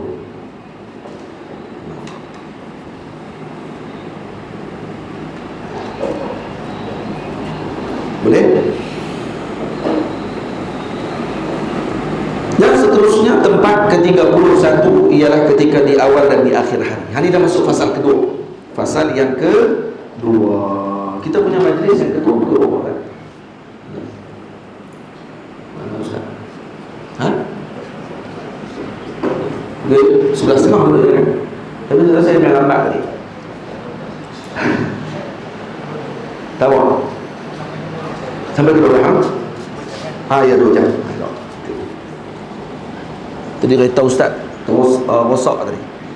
Kereta Ustaz Syukri rosak. Jadi saya tunggu lagi daripada pukul 9 nanti. 9 suku tu dah siap lah. Tunggu kata kereta rosak Ustaz ni. Malam pun balik lewat. Pukul 2 pagi pun sampai rumah. Malam 2 pagi ya. Memang jalan sungguh ni. Alah main Sabah. Walaupun tak nampak apa pun semalam ni. PKK tu nampak lampu kan, kata ni cakap padang kotak saya tengok ni. Cakap belah Penang kan. Macam sama tu. Beza dia apa dia? Sabah Maju Jaya. Hak tu yang beza. Bila dulu orang tahu duduk di Sabah, alhamdulillah. Sabah Maju Jaya tu hak tu membezakan, kata kita memang duduk di Sabah lah. Sampai pukul 2 pagi. Pukul 9 tadi dah siap-siap dah. Ustaz pula balik, Ustaz Syukri jauh duduk apa ni, balik hantar kami di Benoni, balik semula ke Putatan, balik ke madrasah balik. Letih ni kami kita dalam kereta pun teruk lah. Lepas patah balik pula. Atau apa ni, alhamdulillah lah. Tengah jam terlewat tadi, minta maaf. Baik, seterusnya setengah jam lagi. Ni boleh khatam ni lagi ni. Rasa boleh kata awal ni. Kata awal lagi sonok lah. Baik. Tempat ke-31 ialah ketika di awal dan di akhir hari. Ini mautin tempat yang ke-31. Ini diriwayatkan oleh Al-Imam At-Tabrani dengan sanad yang dhaif daripada hadis Sayyidina Abi Darda radhiyallahu anhu. Tengoklah para masyayikh kita, ulama-ulama besar hadis, bab fadail a'mal, mereka tidak kisah dengan hadis dhaif. Tak ada masalah. Ini fadail a'mal. Dan ini pun dalam faslus tsani Imam Khaidri mentakkan pada bab fi ma jaa min zalika, yakni pada bab berkaitan dengan sunat berselawat fi fadailil a'mal, pada fadail a'mal. Dan kemudian dia letakkan hadis dhaif yang pertama. Tak masalah. Relax. Mai Wahabi saja ni yang mula-mula letak dua bahagi dhaif ni sama dengan maudhu. Ini paling masalah. Maaf lah saya sebut banyak sikit Wahabi tu. Negara Sabah, negeri Sabah ni saya rasa satu-satunya negeri yang enakmennya sebut jelas-jelas akidah Asy'ariyah dan Maturidiyah. Patutnya Wahabi tak boleh masuk negeri Sabah. Satu-satunya negeri rasanya yang jelas sebut, tak silap saya lah, dengan enakmennya sebut akidahnya Ahli Sunnah wal Jamaah, pegang dengan salah satu mazhab, dia mazhab 4, dan berakidah dengan Asy'ariyah Maturidiyah. Jelas sebut Ahli Sunnah Asy'ariyah Maturidi. Asy'ariyah terus sebut. Mana ada negeri lain sebut Asy'ariyah. Banyak negeri Ahli Sunnah ya. Tambah di hujung dunia satu negeri tu sebut terus Ahli Sunnah ya. Ahli Sunnah, dia kata Ahli Sunnah, dia masuk Ahli Sunnah yang berpegang dengan Quran dan Sunnah. Habis itu ni Asy'ariyah pegang dengan apa? Taurat dengan Veda. Bible apa? Ahli Sunnah perlu ditafsirkan, perlu disebut dengan jelas. Tak disebut, kalau tidak dia mengaku semua Ahli Sunnah. Sebut Ahli Sunnah seperti yang disebut oleh para ulama. Kalau pandai-pandai guna istilah tadi. Syiah pun boleh mengaku Ahli Sunnah lepas tu. Ahli Sunnah Asy'ariyah Maturidiyah berpegang dengan tasawuf Al-Imam Ghazali dan Junaid. Imam Junaid jelas Sabah punya enakmen. Jadi saya rasa tak perlu takut sebenarnya nak sebut benda ni Panwar. Betul ya? Dan saya pun memang tak takut pun pergi kat negara mana pun saya sebut. Kat negara Pasir Berdengung tu pun saya sebut juga kan? Tapi tak boleh masuk lah. Tak boleh masuk.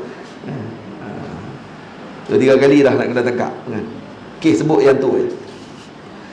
Baik. Tempat ke-31 ialah ketika di awal dan di akhir hari. Baginda dah bersabda kepada kita seperti hadis riwayat Abi Darda. Abi Darda, yakni Abi Darda. Jadi hadis dalam riwayat Imam Tabrani radhiyallahu anhu yang diriwayatkan oleh Sayyidina Abi Darda radhiyallahu anhu, kata beliau, qala Rasulullah sallallahu alaihi wasallam, man shalla alayya hina yusbihu 10, siapa yang berselawat kepadaku pada waktu pagi 10 kali, wa hina yumsi 10, dan pada waktu petang 10 kali, adrakathu syafaati yaumal qiyamah. Maka dia akan mendapatkan syafaatku pada hari kiamat nanti. Ini siapa yang berselawat pada Nabi 10 kali pagi, 10 kali petang. Jadi siapa yang beramal contoh dengan wazifah Zarruqiyah, wazifah Zarruqiyah, yang daripada wazifah Zarruqiyah ni lah Syekh Hasan Al-Banna bawa keluar maksurat tu, daripada wazifah Zarruqiyah. Kalau amal wazifah Zarruqiyah, otomatik orang tadi dah berselawat kepada Nabi macam yang dianjurkan. Adrakathu syafaati yaumal qiyamah, akan dapat syafaat Nabi pada hari kiamat. Sesiapa awal siangnya tak lupa 10 kali selawat tidak lupa. Pagi 10 kali selawat. Juga malamnya tak pernah diabaikan, 10 kali selawat dialunkan. Kalau malamnya pun masuk. Jadi kalau orang yang beramal dengan wazifah Zarruqiyah, kalau diamalkan boleh untuk dibaca selepas asar, dan boleh juga dibaca sampai isyak yang akhir. Boleh juga. Isyak akhir. Maksudnya sampai masuk isyak dah pun, dan selepas isyak pun boleh lagi dibaca wazifah Zarruqiyah, dan masih lagi dikira pada waktu petang. Itu waktu malam maksudnya. Masak kan. Ini golongan pasti akan mendapat syafaat baginda di hari akhirat. Jangan tinggal amalkannya wahai teman. 10 siang dan malam sangat ringan. Ringan saja. Kalau tak boleh nak buat yang lain, selawat jangan tinggal. Pagi selawat 10 kali, malam selawat, ataupun siang, petang tu selawat pula selepas asar, 10 kali, insya-Allah akan diberkati oleh Allah, dan selain itu dapat apa? Adrakathu syafaati yaumil qiyamah. Baik, apa makna mendapatkan syafaat? Maknanya huwa min ahli jannah, dia ahli syurga. Dia orang yang melazimi ini akid min ahli jannah, sudah tentu dia ahli syurga Allah Subhanahu wa taala. Tak akan mati dia, melainkan dia akan dimasukkan ke dalam syurga Allah Subhanahu wa taala. Kalaupun dia ahli maksiat, dimasukkan dalam syurga insya-Allah. Sama ada setelah disiksa atau sebelum disiksa, kerana rahmat Allah Ta'ala luas. Jadi Allah Ta'ala ampunkan dia kerana kecintaan dia. Ada seorang lelaki Bani Israel yang disebutkan kisahnya, kata tak ada jahat apa yang dia tak buat, semua dia buat. Semua jahat dia buat. Sampai Bani Israel sendiri pun tak tahan dengan jahat dia. Bani Israel sendiri tak tahan. Waktu dia wafat, lelaki ni mati, dilempar jenazah dia di dalam tong sampah. Macam tu, tak dimandikan, tak diuruskan dengan baik, dilempar di tong sampah. Kenapa? Karena jahat sangat. Allah Subhanahu wa taala mewahyukan kepada Sayyidina Musa alaihi salam untuk membawa dan menyelesaikan jenazah lelaki tadi dengan sebaik mungkin. Nabi Allah Musa bertanya kepada Allah, dan Allah Maha mengetahui. Nabi Musa kata, ya Rabb, kamu lebih mengetahui tentang lelaki. Apa kelebihan yang dia lakukan sehingga diarahkan aku untuk melaksanakan dan menguruskan jenazah? Orang semua tinggal, Allah utuskan Nabi untuk uruskan jenazah. Tak ajaib tak? Ini ajaib. Dan Allah mengetahui semua dosa yang dia buat, tapi Allah arahkan Nabi Musa untuk uruskan jenazah. Dan Allah mengatakan kepada Sayyidina Musa alaihissalam, mewahyukan kepada beliau, ditanya kepada keluarganya, apa yang dia buat setelah diuruskan jenazah lelaki tersebut, ditanam, disolatkannya, dimandikannya dengan baik. Kemudian Sayyidina Musa pergi ke rumah isteri lelaki tadi dan bertanya, apa yang dibuat oleh suami kamu? Kata isterinya, tidak ada kejahatan apa yang dia buat, mereka semua dia buat. Kejahatan apa yang ada dalam bumi semua dia buat dah. Maksudnya orang yang sangat banyak dosanya. Mungkin mubalaghah, ala sabilil mubalaghah, maksudnya nampak macam berlebihan, tapi maksudnya ni orang yang sangat banyak dosanya. Tapi ada satu benda yang dia buat setiap malam. Sebelum dia tidur, dia akan buka Taurat dan dia akan cium satu nama ni. Kalau lalu nama ni, dia akan cium, baru dia tidur. Nama siapa? Nama Nabi kita Muhammad sallallahu alaihi wasallam. Nama Nabi kita Muhammad sallallahu alaihi wasallam. Dia cium, dia akan letak di antara dua dahinya. Lepas sampai nama Nabi. Nama Nabi dalam Taurat banyak, ada Tabatabai, ada nama Nabi SAW. Banyak dalam kitab Al-Imam Nabhani dalam Wasailul Usul ila Syama'ilir Rasul disebutkan nama-nama Nabi dalam Taurat, apa dia nama Nabi. Dalam Injil apa nama Nabi. Kaum binatang atau ulat mengenal Nabi dengan nama apa. Kaum binatang dalam hutan mengenal Nabi dengan nama apa. Jadi ada nama-nama Nabi SAW yang dikenal oleh kaum-kaum tertentu. Jadi kalangan umat ini. Dia setiap kali sampai nama tersebut, dia akan letak di dahinya, diciumnya nama tersebut, dan kemudian dia tidur. Maka Allah Ta'ala memberikan syafaat kepadanya berkat Nabi kita Muhammad SAW. Ini sebelum Nabi lahir, telah mendapatkan keagungan dan kemuliaan tersebut. Nah, bagaimana dengan orang yang betul-betul mencintai Rasulullah? Macam mana? Kita yang mempelajari dan mengingati tentang Rasulullah, moga-moga Allah Ta'ala memandang kita dengan pandangan rahmat tersebut. Dosa kita banyak, tuan-tuan, banyak, dan kita tak boleh nak buat apa melainkan dengan mengharapkan syafaat daripada Nabi SAW. Tempat ke-30 ialah ketika, tak 30 pula, tempat yang ke-32 ialah ketika mengajar, membaca, menyampaikan peringatan dan sebagainya. Jadi orang yang nak bertazkirah, nak mengucapkan ucapan, ceramah dan seumpamanya, maka disunatkan mereka mengucapkan salawat kepada Nabi SAW. Para guru dan penyampai peringatan, hamdalah selawat mulakan ucapan. Di para guru dan orang-orang yang nak menyampaikan mau'izah, peringatan, maka ucapkan hamdalah, alhamdulillah, dan selawat kepada junjungan besar Nabi kita Muhammad sallallahu alaihi wasallam. Juga yang membaca di depan gurunya, mulakan dengannya, tutup dengan ia. Jadi dia juga yang membaca di depan guru. Seorang murid nak baca depan guru. Jadi kalau guru kata, ya baca, Maka murid tadi akan mula Bismillahirrahmanirrahim. Alhamdulillahirabbil alamin. Wassalatu wassalamu ala sayyidil mursalin wa ala alihi wa sahbihi ajma'in. Qala al-musannifu rahimahullahu ta'ala wa nafa'ana bi'ulumihi wa bi'ulumikum fid dharain amin. Ataupun wa nafa'ana bi'ulumihi wa bi'ulumi syekhina fid dharain amin. Guru kita sebut tadi. Kalau guru kita ramai, wa bi'ulumi masyayikhina fid dharain amin amin ya rabbal alamin. Kalau kata di Mekah, tariknya kalau dibaca seorang murid tadi, dia yang mula baca, maka saya untuk guru suruh sambung orang lain pula. Kata kamu pula baca fulan, maka tunjuk orang lain pula. Bila dapat ke orang lain berpadadah dengan selawat orang tadi, maka dia nak mula dengan mana? Dia akan sebut barakallahu fikum. Qala al-musannifu rahimahullahu ta'ala wa nafa'ana bi ulumihi wa bi'ulumi syekhina fid dharain amin, baru dibaca kita. Jangan sebut barakallahu fikum. Itu kalau di Makkah Al-Mukarramah saya tengok cara mereka macam tu. Ataupun terus barakallahu fikum, terus baca kita. Karena dia berpada dengan sebutan daripada teman dia yang pertama tadi baca. Karena dia hanya menyambung sahaja. Pun boleh, tidak ada masalah. Jadi ini disunatkan kepada guru, penyampai mau'izah, peringatan, juga yang membaca di depan gurunya. Mulakan dengannya, tutup dengan ia. Mula pun dengan selawat, ditutup pun dengan selawat kepada Nabi sallallahu alaihi wasallam. Tempat ke-33. Yang ini disebut dalam mana? Dalam azkar. Tadi masalah tadi disebut dalam azkar. Al-Imam An-Nawawi rahimahullahu taala, dan juga disebut dalam kitab Fadlus Salati 'ala Nabi sallallahu alaihi wasallam karangan Al-Imam Abu Ishaq Al-Jahdami radhiyallahu anhu. Dan tempat ke-33 ialah ketika khatam Al-Quran.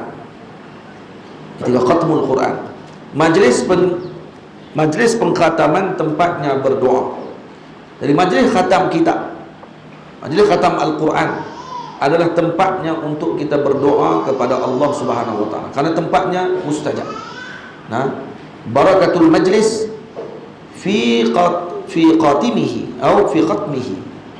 Berkat majlis itu pada pengakhiran majlis tersebut. Itu ya, ada orang dia main tang akhir tu lah. Nak ambil berkat ya dia kata. Ada sanad tu, main terus waktu akhir. Kecuali ada kerja, ada urusan dan seumpama itu, tak boleh buat apalah. Kami pergi ke Turki, sama hadis Bukhari 10 hari di Turki dengan Maulana Syekh Abdul Huda Yaqubi hafizahullah taala beberapa tahun yang lalu. Jadi duduk sana 10 hari, khatam Bukhari. Baca Bukhari pada awal lah 10 hari, khatam pada hari ke-10. Yang mai majlis, yang isi borang untuk nak mai majlis 2,000 orang. Yang mai majlis 500 orang aja. Yang khatam 10,000 orang. 10,000 orang mai, masya-Allah. Majlis paling besar waktu tu di Turki.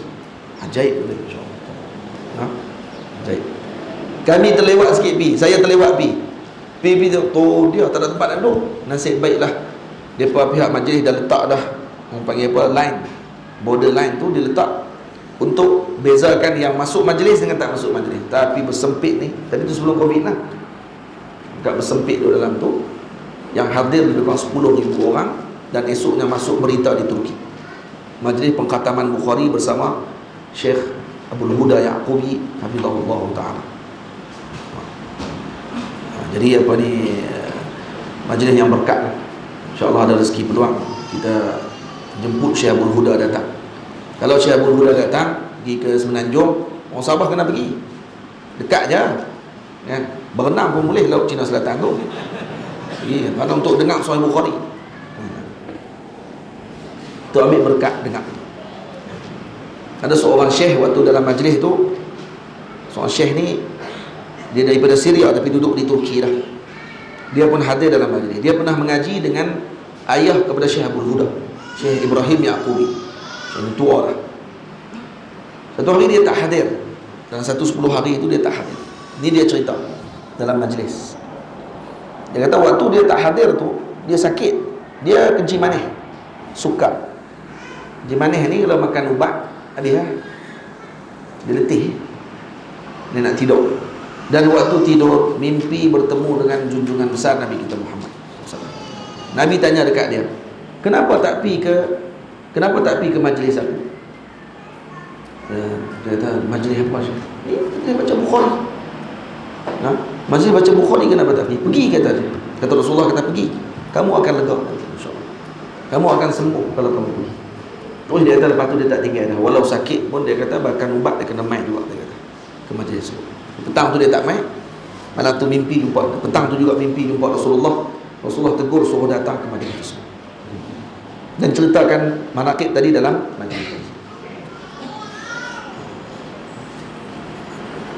Tempat ke-35 ialah ketika bersama di dalam satu perhimpunan. Tadi baca dah kan? Ada tempat ke-34 tak baca lagi. Minta maaf. Tempat ke-33 ialah ketika khatam Quran. Majlis pengkhataman tempatnya berdoa, berselawat dituntut ia padanya, yakni pada majlis tersebut. 4,000 malaikat aminkan 4,000 malaikat aminkan ia, malaikat macam ni. 4,000 malaikat aminkan ia, disebut Imam Nawawi yang mulia. Ni. Jadi kalau ketika khatam Quran disebutkan dalam riwayat Al-Imam Ahmad ibn Hanbal, Imam Ahmad ibn Hanbal mengatakan daripada riwayat Abil Harith, kana Anasun, Sayyidina Anas bin Malik, idza qatama al-Qur'ana jama'a ahlahu wa waladah. Sayyidina Anas bin Malik ketika mengkhatamkan Quran, beliau akan mengumpulkan isteri-isterinya dan anak-anaknya. Sayyidina Anas, anak cucunya saja ada 400 orang waktu dia hidup. Sebab Nabi pernah doa kepada beliau. Waktu Sayyidina Ummu Sulaim, ibu Sayyidina Anas, bawa Sayyidina Anas jumpa dengan Nabi, ya Rasulullah, saya tidak ada hadiah apa nak bagi melainkan anak ni. Saya hadiahkan ni kepada Nabi SAW untuk khidmat kepada Nabi. Dan Nabi SAW doa, Allahumma aksir malahu wa waladahu wa barik lahu fihi. Ya Allah, banyakkan anaknya, banyakkan hartanya, banyakkan anaknya, dan berkati ia padanya. Itu kata Imam Ibn Hajar Al-Asqalani, Nabi tidak tinggal berkat pada hujung. Kalau Nabi doa dengan anak dan harta saja, kedua-dua ni fitnah. Macam mana doa Nabi kepada benda fitnah? Benda ni ujian. Takkan Nabi nak doa ujian kepada seorang. Tak, Nabi sebut di belakang, wa barik lahu fihi. Kerana berkat, insya-Allah yang fitnah tadi tidak akan jadi masalah. Sayyidina Anas, kata beliau, anak dia bukan cucu, anak beliau saja yang dia tanam, maksudnya meninggal sebelum dia, kat 100 orang. Anak dia, bini takkan seorang, 100 orang, jenuh orang. Bini dia ramai lah. Dan cucu dia dan anak-anak dia kalau berkumpul hampir 400 orang dalam satu majlis. Jadi tak perlu panggil orang kampung, panggil anak cucu. Panggil anak cucu je buat majlis khatam Quran. Ini amalannya Sayyidina Anas bin Malik radhiyallahu anhu. Kita pun macam tu juga, kalau selalu baca Quran, khatam, panggil orang datang dan kita buat majlis khatam Quran. Buat majlis khatam Quran. Ini diamalkan oleh para habaib, para masyayikh. Contohnya kalau di Indonesia, bulan-bulan Ramadan dia akan buat majlis khataman Quran. Masjid ni khatam Quran, masjid ni khatam Quran. Daripada hari pertama ni khatam Quran lah. Boleh buat majlis khatam Quran. Khatam ramai-ramai. Duduk dalam masjid ramai, bagi seorang sejuzuk. Berapa majlis boleh buat, dan buat kenduri malam tu. Esok buat majlis lain pula, khatam Quran ramai-ramai. Bagi seorang sejuzuk pakai baca, khatam, buat kenduri, buat majlis kedua, ketiga, keempat, dan turun berkat dan rahmat Allah Subhanahu wa taala. Dan berselawat kepada Nabi sallallahu alaihi wasallam. Dalam riwayat Sayyidina Yusuf ibn Musa, qad su'ila 'anil rajul yakhtimul Qur'ana fayajtami'u ilaihi qaumun fayad'una. Ditanya, seorang lelaki ni mengkhatamkan Quran, kemudian mengumpulkan ahli dan orang ramai, dan kemudian berdoa. Boleh ke tak boleh? Qala na'am, katanya boleh. Ra'aitu Ma'maran yaf'aluhu idza khatama. Kata Yusuf ibn Musa, kata beliau, aku melihat Ma'mar melakukan sedemikian ketika mengkhatamkan Quran. Dan disunatkan, kata dalam riwayat Harb, disunatkan ketika mengkhatamkan Quran dikumpulkan keluarga dan juga berdoa di dalam majlis tersebut. Dan disebutkan dalam riwayat yang lain dalam Tibyan, karangan Al-Imam An-Nawawi rahimahullah, yustahabbu du'a'u aqibal qatmi istihbaban mutaakkida.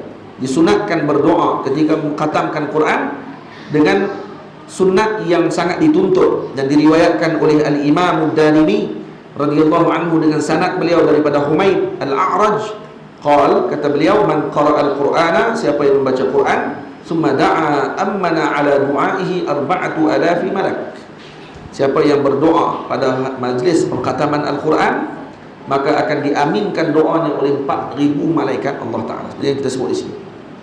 Duduk sini. 4,000 malaikat aminkan ia, disebut Imam Nawawi yang mulia. Dalam mana? Dalam Tibyan, dan Imam Nawawi menukilkan daripada Sunan Ad-Darimi radhiyallahu anhu. Dan Imam Nawawi juga menyebutkan macam mana nak memulakan doa dan mengkhatamkan doa tersebut. Doanya macam mana? Alhamdulillahirabbil alamin, hamdan yuwafi ni'amahu wa yukafi'u mazidah. Allahumma salli wa sallim ala sayyidina Muhammad wa ala ali sayyidina Muhammad kama sallaita ala sayyidina Ibrahim wa ala ali sayyidina Ibrahim wa barik ala sayyidina Muhammad wa ala ali sayyidina Muhammad kama barakta ala sayyidina Ibrahim wa ala ali sayyidina Ibrahim fil alamin innaka Hamidum Majid. Baca doa ni pendek, selawat Ibrahimiyah. Jadi sunat tempat untuk kita berdoa dan berselawat kepada Nabi sallallahu alaihi wasallam. Tempat ke-34, 5 minit, 10 minit. Tempat ke-34 ialah ketika bertemu golongan muslimin dan bersalaman dengan mereka. Ini waktu bersalam dengan golongan muslimin, disunatkan kita berselawat. Tengok orang Melayu kita pun berselawat, Allahumma salli ala sayyidina, kan selawat. Sunnah. Maksudnya saqafah orang kita ni, saqafah orang mengaji. Bila salam, Allahumma salli ala sayyidina Muhammad. Salam. Kalau orang Mesir, lepas salam, lepas semayang, dia akan salam kita, selawat, dan dia kata apa? Haraman. Haraman. Jangan balas haram alaik pula. Jangan haram alaik. Haraman. Haraman tu dia balaskan kita, jawab doa tu. Maka kita jawab apa? Ni kalau pergi Mesir, nak jawab apa? Jangan kenyih saja. Tidak haraman, syukran. Dia bukan syukran jawapannya. Jawapannya apa dia? Jawapannya apa dia? Jam'an. Haraman, jam'an jawabnya. Haraman maksud dia apa dia? Moga kita bertemu di haram, yang di Makkah dengan Madinah Al-Munawwarah. Maka kita pun doa balas balik jam'an, yang moga dikumpulkan nanti insya-Allah. Jadi kalau jumpa orang Mesir, dia salam kita lepas mayang haraman, kita pun jawab jam'an. Ni tahu dia orang Mesir insya-Allah. Kalau dia jawab tu kepahlah. Jangan salam dengan Wahabi buat begitu. Bid'ah dalalah ni. Haraman, astagfirullah. Bid'ah dalalah fitnah. Orang tak boleh ni. Gila orang tak boleh. Depa ni hidup di alam lain dia panggil. Alam alien dia panggil. Dia tak ada muamalah dengan orang, semua bid'ah dalalah finnar. Hak tu je dalam hidup dia. Dalalah finnar, dalalah finnar, dalalah finnar. Man ahabba syai'an aktsara min dzikri. Jadi suka dengan neraka ke ni? Kalau orang suka dengan syurga, dia akan banyak sebut syurga. Sebut Nabi SAW. Ni banyak sangat sebut neraka, neraka, neraka, neraka, dalalah finnar, dalalah finnar, dalalah finnar. Lagi dia dalal. Itu masalah, sebab selalu sangat sebut. Kan sebut selalu sangat. Benda bid'ah ini kewajipan untuk kita tentang. Tapi kalau tu bukan bid'ah, itu haram ditentang. Kenapa ini ditentang? Sebab benda tak bid'ah. Ini masalahnya. Nak amar ma'ruf nahi munkar, tapi tak tahu takrif amar ma'ruf nahi munkar, dan tak tahu benda apa yang nak dimakrufkan, dan tak tahu benda apa yang nak dimungkarkan. Dimungkarkan benda yang tidak ijma' para ulama terhadap kemungkaran perkara tersebut. Kenapa nak ingkarkan benda tersebut? Ajaib betul. Tempat ke-34 ialah ketika bertemu golongan muslimin dan bersalaman dengan mereka. Bertemu muslimin, salam diucapkan, berjabat tangan ianya dianjurkan. Ketika tangan dihulur pada teman, ucaplah hamdalah selawat pujian. Kalau datang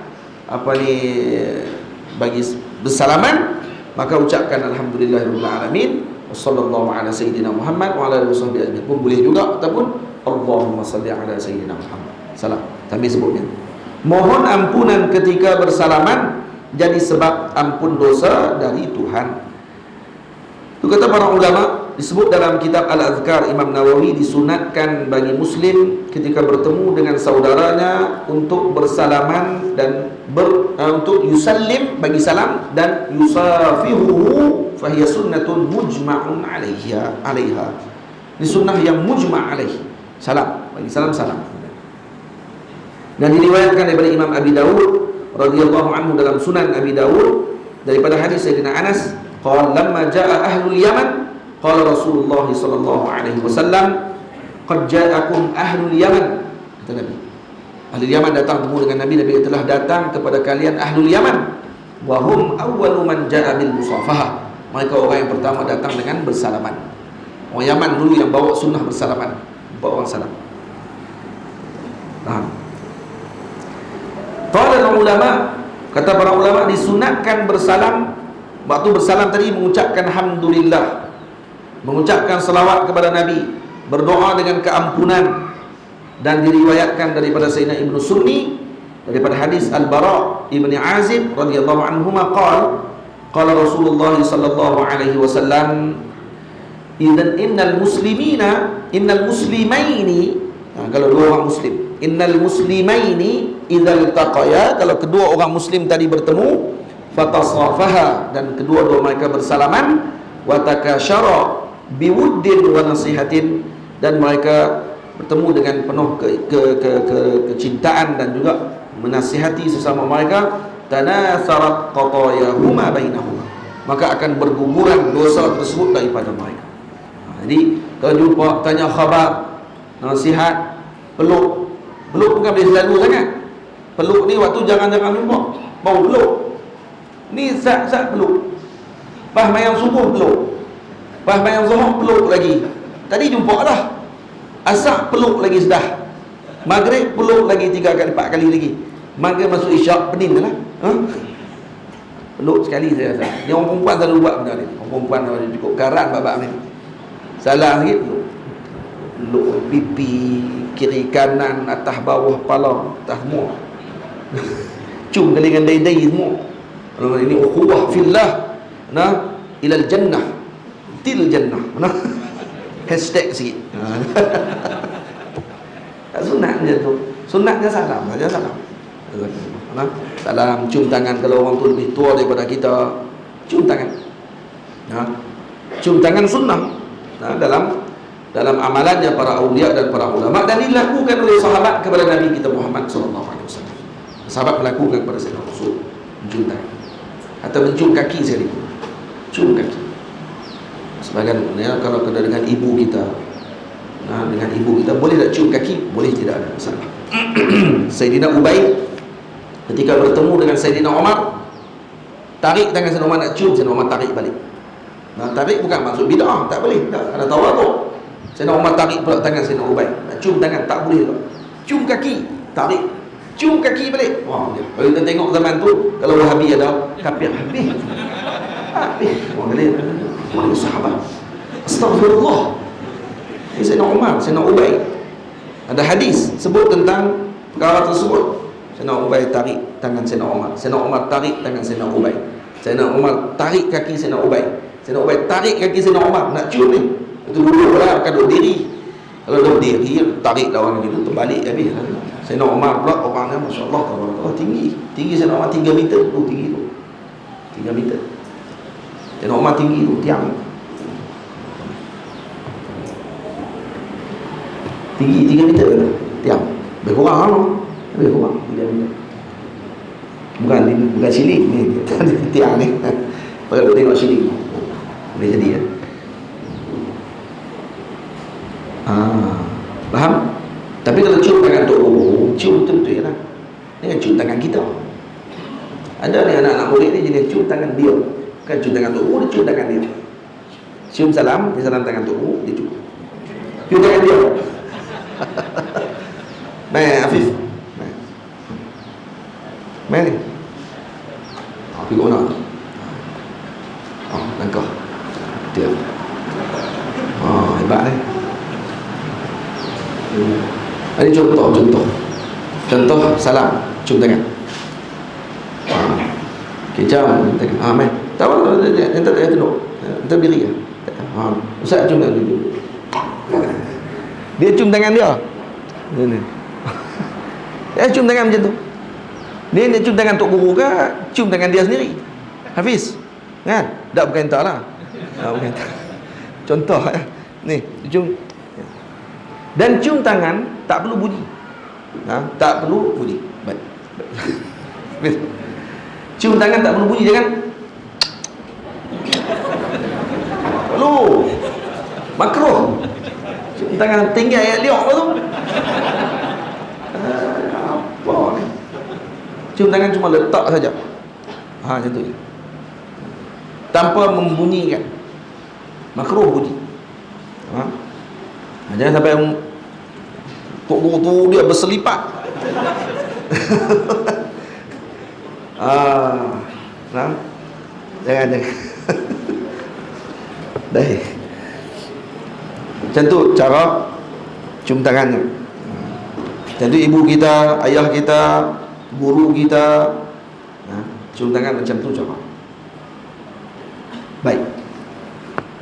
Dan diriwayatkan oleh Imam Ibn Sunni juga, kata beliau daripada Sayyidina, kata Nabi SAW daripada Sayyidina Anas, qala ma min abdaini mutahabbaini fillahi istaqbilu ahaduhuma sahibah fayusafihuhu, kata Nabi, tidaklah dua orang hamba yang berkasih sayang kerana Allah bertemu kedua mereka dan bersalaman kedua mereka, wa yusalliyani ala Nabi SAW, dan ketika salam tadi diucapkan salawat kedua-duanya kepada Nabi SAW.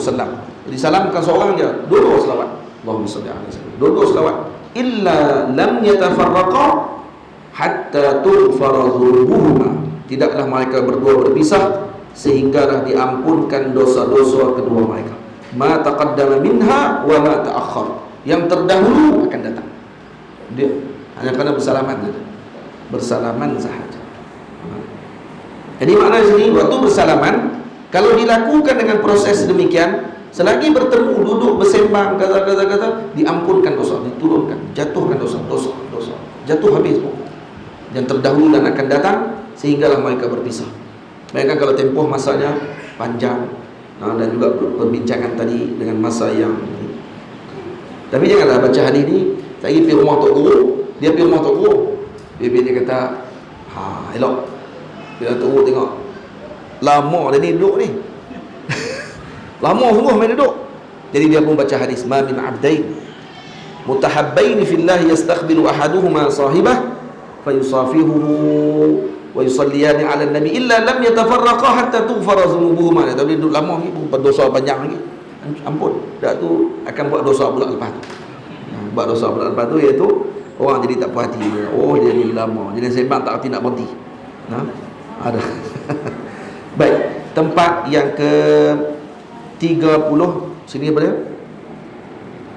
Bertemu muslimin, salam diucapkan, berjabat tangan ianya dianjurkan. Ketika tangan dihulur pada teman, ucaplah hamdalah, selawat pujian, mohon ampunan ketika bersalaman, jadi sebab ampun dosa dari Tuhan. Tempat ke-35 ialah ketika bersama di dalam satu perhimpunan. InsyaAllah kita akan sambung pada pertemuan yang kedua sebentar nanti, selepas zuhur insyaAllah kita akan bertemu balik. Sallallahu alaihi wasallam Muhammad. Jam berapa nanti akan dimaklumkan oleh fadhil pengurus majlis insyaAllah.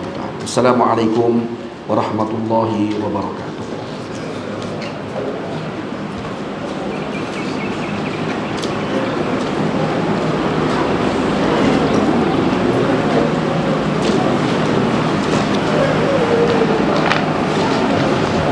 Ya, silakan.